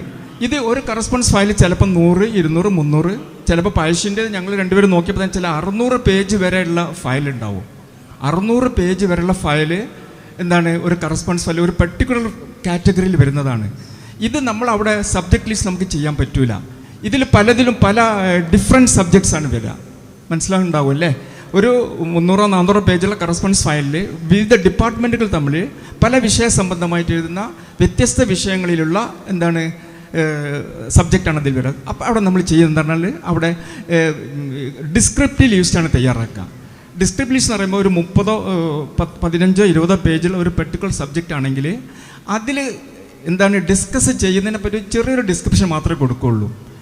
അത് മൊത്തത്തിൽ അങ്ങനെ തന്നെയാണ് പോകുക. അടുത്ത ഒരു 30 പേജ് കഴിഞ്ഞ് 31-ാമത്തെ പേജ് മുതൽ 55 വരെ ആണെങ്കിൽ വേറെ ഡിഫറെൻറ്റ് സബ്ജക്റ്റ് ആണെങ്കിൽ അത് അവിടെ കൊടുക്കും. അപ്പോൾ അവിടെ ചേർക്കുന്നത് ഡിസ്ക്രിപ്റ്റീവ് ലിസ്റ്റാണ്. ഡിസ്ക്രിപ്റ്റീവ് ലിസ്റ്റ് തന്നെ പരിപൂർണമായി കൊള്ളണം എന്നില്ല. ഞാൻ ഇതുമായി കണക്ട് ചെയ്തിട്ട് എൻ്റെ ശ്രദ്ധയിൽ പെട്ടെന്ന് ഓർമ്മയിൽ വന്നൊരു വിഷയം കൂടെ പറഞ്ഞുതരാം. നിങ്ങൾ ഇതിൽ താല്പര്യമുള്ള ആളായതുകൊണ്ട് അവർക്ക് ഉപകാരപ്പെടും. ഇപ്പം മദ്രാസ് കറസ്പോണ്ടൻസ് ഫയലിൽ ഞാൻ മലബാർ കലാപവുമായി ബന്ധപ്പെട്ട ഒരു പുസ്തകം എഡിറ്റ് ചെയ്യുന്ന സമയത്ത് ഞാൻ പരമാവധി നോക്കിയിട്ടുണ്ട്. പിന്നെ നിങ്ങൾക്കറിയാലോ ആർക്കൈവ്സിലെ മൊത്തം രേഖകൾ ആർക്കും നോക്കി തീർക്കാൻ കഴിയില്ല. അതിൽ എൻ്റെ ഓർമ്മ ശരിയാണെങ്കിൽ 1854 നമ്മുടെ കനോലി, വധിക്കപ്പെട്ട കലക്ടർ കനോലി ഒരു കത്ത് അയക്കുന്നുണ്ട്. ആ കത്ത് മലബാർ കലാപവുമായി ബന്ധപ്പെട്ടതാണ്. അങ്ങനെ പോകുന്നുണ്ട്. പോലീസുകാരെ ഇപ്പോൾ മഞ്ചേരിയിലും മലപ്പുറത്തൊക്കെ ഡിപ്ലോയ് ചെയ്യുന്നതിനെ പറ്റിയൊക്കെയുള്ളൊരു കത്താണ്. അപ്പോൾ കനോലിയിലെ ആ കത്തിൻ്റെ ഒരു മാർജിനിൽ ഒരു ഡിസ്ക്രിപ്ഷൻ ഉണ്ട്. 30 കൊല്ലം ഞാൻ നേരത്തെ പറഞ്ഞ ആർക്കൈവ്സിൽ ജോലി ചെയ്തിട്ട് ഞാൻ കാണാത്തൊരു മാർജിനിലെ ഡിസ്ക്രിപ്ഷൻ. ആ ഡിസ്ക്രിപ്ഷൻ എന്താണെന്ന് പറഞ്ഞാൽ മഞ്ചേരിയെ പറ്റിയുള്ള ഒരു ടോപ്പോഗ്രാഫിക് ഡിസ്ക്രിപ്ഷനാണ്. മഞ്ചേരിയുടെ അല്ലേ ആ സ്ട്രക്ചറൽ ഡിസ്ക്രിപ്ഷന് അത് വളരെ ഇൻട്രസ്റ്റിംഗ് ആണ്. ഒരു 1.5 പേജിലുള്ള ഡിസ്ക്രിപ്ഷൻ എൻ്റെ മൊബൈലുണ്ട് മൊത്തം. എനിക്ക് എന്ന് പറഞ്ഞാൽ ആ വിഷയം എന്താണെന്ന് പറഞ്ഞാൽ പോലീസിൻ്റെ ഒരു ഹെഡ് ക്വാർട്ടറായിട്ട് ക്യാപ്റ്റൻ ബ്രൂക്സിൻ്റെ അഭിപ്രായമാണത്. ഏറ്റവും ഉചിതമായ സ്ഥലം മലപ്പുറമല്ല മഞ്ചേരിയാണെന്ന് പറയുന്നത്. അപ്പം മഞ്ചേരിക്ക് എന്തെല്ലാം അഡ്വാൻസ് ഉണ്ട്, എത്രത്തോളം അവർ പറയുന്നുണ്ടെന്ന് പറഞ്ഞാൽ ശുദ്ധ വെള്ളം കിട്ടുന്നുണ്ട്, ഉയർന്ന സ്ഥലമാണ്, നല്ല കാലാവസ്ഥയാണ്. കാലിക്കറ്റിൽ നിന്ന് മഞ്ചേരിക്ക് നല്ല റോഡുണ്ട്. എന്നാൽ മലപ്പുറത്തൊക്കെ അത്ര റോഡ് ഇല്ല. ഇപ്പം മലപ്പുറത്തുനിന്ന് മഞ്ചേരിക്കുള്ള ഡിസ്റ്റൻസ് 7 മൈൽസ് എന്നാണ് പറയുന്നത്. അതുപോലെ കോഴിക്കോട് ഇങ്ങനെ നല്ലൊരു ഡിസ്ക്രിപ്ഷൻ കൊടുക്കുന്നുണ്ട്. അത് സത്യത്തിൽ ഞാൻ ആർക്കൈവ്സിൽ റിട്ടയർമെൻറ്റിന് ശേഷം ഒരു പ്രൊജക്റ്റിൻ്റെ ഭാഗമായിട്ട് പോയപ്പോൾ അവിടെ ഒരു കുട്ടി മഞ്ചേരിയുടെ അർബനിറ്റി പഠിക്കുന്നുണ്ട്, മഞ്ചേരിയെ പറ്റി പഠിക്കുന്നുണ്ട്. ആ കുട്ടിക്ക് ഈ ഒരൊറ്റ ഡോക്യുമെൻ്റ് ഏറെ യൂസ്ഫുള്ളായി. പക്ഷേ ഈ ഡോക്യുമെൻ്റ് തേടിയിട്ട് നമ്മളിപ്പോൾ നിങ്ങൾ പറഞ്ഞ മാതിരി ആർക്കൈവ്സ് പോയാൽ കിട്ടൂല. കാരണം അങ്ങനെ ഒരു ഡോക്യുമെൻറ്റിന് ഇൻഡെക്സ് ചെയ്യാൻ, നമ്മൾ റെഫറൻസ് മീഡിയ എന്നാ പറയുക, അങ്ങനെ ഇൻഡെക്സ് ചെയ്യാൻ ആർക്കൈവ്സിന് കഴിയില്ല. പ്രധാനമായിട്ട് ഒരു സബ്ജക്റ്റിന് സബ്ജക്റ്റ് ലിസ്റ്റ് തയ്യാറാക്കും. വ്യത്യസ്ത വിഷയങ്ങളുണ്ടെങ്കിൽ അതിൽ കാതലായ ഭാഗം, ഇതിപ്പോൾ ഒരു ഡിസ്ക്രിപ്റ്റീവ് ലിസ്റ്റ് തയ്യാറാക്കുന്ന ആളെ ശ്രദ്ധപ്പെട്ടിട്ടുണ്ടെങ്കിൽ അയാൾ അത് കൊടുക്കും. ടോപ്പോഗ്രാഫിക്കൽ ഡിസ്ക്രിപ്ഷനോ മഞ്ചേരി എന്ന് പറഞ്ഞിട്ട് കൊടുക്കും. പിന്നെ കലണ്ടറിങ് ആണ്. കലണ്ടറിങ് എന്ന് പറയുമ്പോൾ നമുക്ക് നല്ല പ്രൊഫഷണൽസിന് വേണം. ഒരു 30 നമ്മൾ സാധാരണ പറയാം സമ്മറൈസ് ചെയ്യുക, ചുരുക്കി സംഗ്രഹിക്കുക. ഇത് നാഷണൽ ആർക്കൈവ്സ് ഓഫ് ഇന്ത്യ വിപുലമായിട്ട് ചെയ്യുന്നതാണ്. ഇതുകൊണ്ടുള്ള ഗുണം എന്താണെന്ന് പറഞ്ഞാൽ, നിങ്ങളെപ്പോലെ റിസർച്ചേഴ്സ് വന്നാൽ ഒറിജിനൽ ഡോക്യുമെൻ്റ് കൊടുക്കുന്നതിന് പകരം ഈ കലണ്ടർ ചെയ്ത ഡോക്യുമെൻ്റ് അല്ലെങ്കിൽ ഇൻഡെക്സ് അവർക്ക് കൊടുക്കാൻ പറ്റും. അപ്പോൾ ഒറിജിനൽ ഡോക്യുമെൻ്റ് പലപ്പോഴും ബ്രിട്ടിലായിരിക്കും, കണ്ടീഷൻ മോശമായിട്ടുണ്ടാവും. കുറേ റിസർച്ചേഴ്സ് കണ്ടിന്യൂസ് ആയി നോക്കുമ്പോൾ അത് പെട്ടെന്ന് കേടുപാട് വരും. അപ്പോൾ പിന്നെ ചോദിച്ചത് എന്തായിരുന്നു പെട്ടെന്ന് എനിക്ക് വിട്ടുപോയി. ഇങ്ങനെ കാറ്റലോഗ്. ഇപ്പം ഒരു കാറ്റലോഗ് ചെയ്യാൻ ഹിസ്റ്റോറിയൻ ആവണമെന്നൊന്നുമില്ല. പക്ഷേ ഇന്ത്യയിൽ കേരളം ഒഴികെ മിക്കവാറും സ്റ്റേറ്റുകളിൽ ആർക്കൈവിസ്റ്റുമാരായിട്ട് നിയമിക്കപ്പെടുന്നത് മോഡേൺ ഇന്ത്യൻ ഹിസ്റ്ററിയിൽ MA ഉള്ളവരാണ്. ഇവൻ നാഷണൽ ആർക്കൈവ്സ് ഓഫ് ഇന്ത്യ. കാരണം ഹിസ്റ്ററിയിലൊരു ബേസ് വേണം. കാരണം മലബാർ കലാപം എപ്പം നടന്നെന്ന് പോലും അറിയാത്ത ആളുകൾ ആർക്കൈവിസ്റ്റുമാരായി വന്നിട്ട് കാര്യമില്ല. ഇത് വർഷം പോലും അറിയാത്ത ആളുകൾ നമ്മളെ കേരളത്തിൽ അങ്ങനെയൊക്കെ വരുന്നുണ്ട്. ഇത് നാഷണൽ ആർക്കൈവ്സ് ഇന്ത്യയിലെ മിക്കവാറും സ്റ്റേറ്റുകളൊക്കെ തന്നെ മോഡേൺ ഇന്ത്യൻ ഹിസ്റ്ററി എന്താണ് MAക്ക് ഒരു വിഷയമായിട്ട് പഠിച്ചവരെ മാത്രമാണ് ആർക്കൈവിസ്റ്റുമാരായിട്ട് നിയമിക്കുക. അപ്പോൾ സ്വാഭാവികമായും നമ്മളുടെ എല്ലാം ചരിത്ര രേഖകളായതുകൊണ്ട് അതിൻ്റെ ഇൻഡെക്സ് ചെയ്യുന്ന ഒരാൾ ചരിത്ര ബോധമുള്ള, at least a passion for the past, a passion for the history, അതുണ്ടെങ്കിൽ അയാൾക്ക് ഇതൊന്നും അറിയാത്ത ഒരു സയൻസ് പഠിച്ചു വരുന്ന ഒരാളെക്കാളും ഭംഗിയായിട്ട് ഇൻഡെക്സ് ചെയ്യാൻ പറ്റും. അതൊരു ഫാക്റ്റാണ്. പിന്നെ നിങ്ങളൊന്നും കൂടെ ചോദിച്ചിട്ടുണ്ട് ഇല്ലേ? B classification. നേരത്തെ ഷുമൈസ് പറഞ്ഞല്ലോ സീക്രട്ട്. ഈ 4 തരം ക്ലാസിഫിക്കേഷൻ ഉണ്ട്. ശരിക്ക് നമുക്ക് സമയമില്ലാത്തതുകൊണ്ട് 5 മിനിറ്റ് മാത്രമുള്ളൂ പറഞ്ഞിട്ടുണ്ട്. ഒരു ഫയൽ ഒരു ഓഫീസിൽ ക്രിയേറ്റ് ചെയ്താൽ ഏറ്റവും കുറഞ്ഞ ഒരു കൊല്ലം സൂക്ഷിക്കുന്ന ലോഡ്ജ് LDIS എന്ന് പറയും, ഡിസ്പോസൽ. തീരെ അപ്രധാനമായ ഫയലുകൾ ഒരു കൊല്ലം സൂക്ഷിക്കുള്ളൂ. അതിനേക്കാൾ പ്രാധാന്യമുള്ളത് നമ്മൾ കേരളത്തിൽ സർക്കാരിൻ്റെ നിയമപ്രകാരം 3 കൊല്ലം വെക്കും. അത് എന്താണ് KDs എന്ന് പറയും, കീപ്പ് ഫോർ 3 days. പിന്നെ 10 കൊല്ലം വെക്കുന്നതിന് ഡെസേനിയൽ എന്ന് പറയും, 10 years. കുറേയും കൂടി പ്രാധാന്യമുള്ളത് 10 കൊല്ലം സൂക്ഷിക്കണം, കുറച്ചും കൂടി സാമ്പത്തിക ഇടപാടും അല്ലെങ്കിൽ പ്രധാനപ്പെട്ടാണെങ്കിൽ. ഏറ്റവും പ്രധാനപ്പെട്ടതാണ് നമ്മൾ കേരളത്തിൽ RDIS ഫയൽ എന്ന് പറയുന്നത്, റിട്ടൻഷൻ, R for റിട്ടൻഷൻ. അത് സ്ഥിരമായിട്ട് സൂക്ഷിക്കാനുള്ളതാണ്. ഈ RDIS ഫയലാണ് 25 വർഷം കഴിഞ്ഞാൽ ആർക്കൈവിസ്റ്റ് പോയിട്ട് അതിൻ്റെ അപ്രൈസൽ വാല്യൂ ഡിറ്റർമിനേഷൻ നടത്തിയിട്ട് whether it is important or not, historically administratively culturally importance ഉണ്ടോയെന്ന് നോക്കിയിട്ട് അത് ആർക്കൈവ്സിലേക്ക് മാറ്റുക. RDIS എല്ലാം മാറ്റില്ല. ഇതിൽ തന്നെ കൂടുതൽ ഇമ്പോർട്ടൻസ് ഉള്ളതാണ് ഇപ്പോൾ നേരത്തെ നമ്മൾ പറഞ്ഞ സീക്രട്ട് ഫയൽസ്. ഈ സീക്രട്ട് ഫയൽസ് എന്ന് പറഞ്ഞാൽ സാധാരണ ഒരു സ്റ്റേറ്റിനെ ബാധിക്കില്ല. അത് 4 തരമുണ്ട്. സീക്രട്ട്, ടോപ്പ് സീക്രട്ട്, അതുപോലെ തന്നെ മറ്റേ പെട്ടെന്ന് ഓർമ്മയിൽ വരുന്നില്ല, മാറ്റി നിർത്തിയത്, അങ്ങനെ 4 തരമുണ്ട്. ഈ സീക്രട്ട്, ടോപ്പ് സീക്രട്ട്, റെസ്ട്രിക്റ്റഡ്, ആർക്ക് പുറമെ നോക്കാൻ പറ്റും. ഇത് സാധാരണഗതിയിൽ നമ്മുടെ സെൻട്രൽ ഗവൺമെൻറ്റിലാണ് ഉണ്ടാവുക. അത് defence department, ministry of home affairs, നമ്മൾ 2 രാജ്യങ്ങൾ തമ്മിലുള്ള രഹസ്യം പുറത്തു വരാൻ പാടില്ല. അതിനാണ് ഇത് പ്രത്യേകമായിട്ട് കാറ്റഗറൈസ് ചെയ്ത് വെക്കുന്നത്. അതിൻ്റെ സീക്രസി വെളിപ്പെടുന്നത് കൊണ്ട് നാട്ടിന് ഉപദ്രവം ഇല്ലയെന്ന് ബോധ്യമായി കഴിഞ്ഞാൽ എന്ത് ചെയ്യുക? It can be declassified. അതിൻ്റെ കാറ്റഗറി ആ നേരത്തെ പറഞ്ഞ ടോപ്പ് സീക്രട്ട്, റെസ്ട്രിക്റ്റഡ് എന്നൊക്കെയുള്ള ആ കാറ്റഗറിയിൽ നിന്ന് അതിനെ നേരത്തെ പറഞ്ഞ RDISലേക്ക് മാറ്റാം. അപ്പോൾ അതിൽ സീക്രസി വെളിപ്പെടുന്നത് കൊണ്ട് പ്രശ്നമില്ലെങ്കിൽ അത് ആർക്കും, ഏത് റിസർച്ച് സ്കോളർക്കും ആർക്കും അത് പരിശോധിക്കാം. അത് പിന്നെ നമ്മൾ നേരത്തെ പറഞ്ഞ RDIS റിട്ടൻഷൻ ഉള്ള ഫയലിൻ്റെ കാറ്റഗറിയിലേക്ക് വരുത്തും. ഇതാണ് അതിനെപ്പറ്റി ചുരുക്കി പറയാൻ കഴിയുക.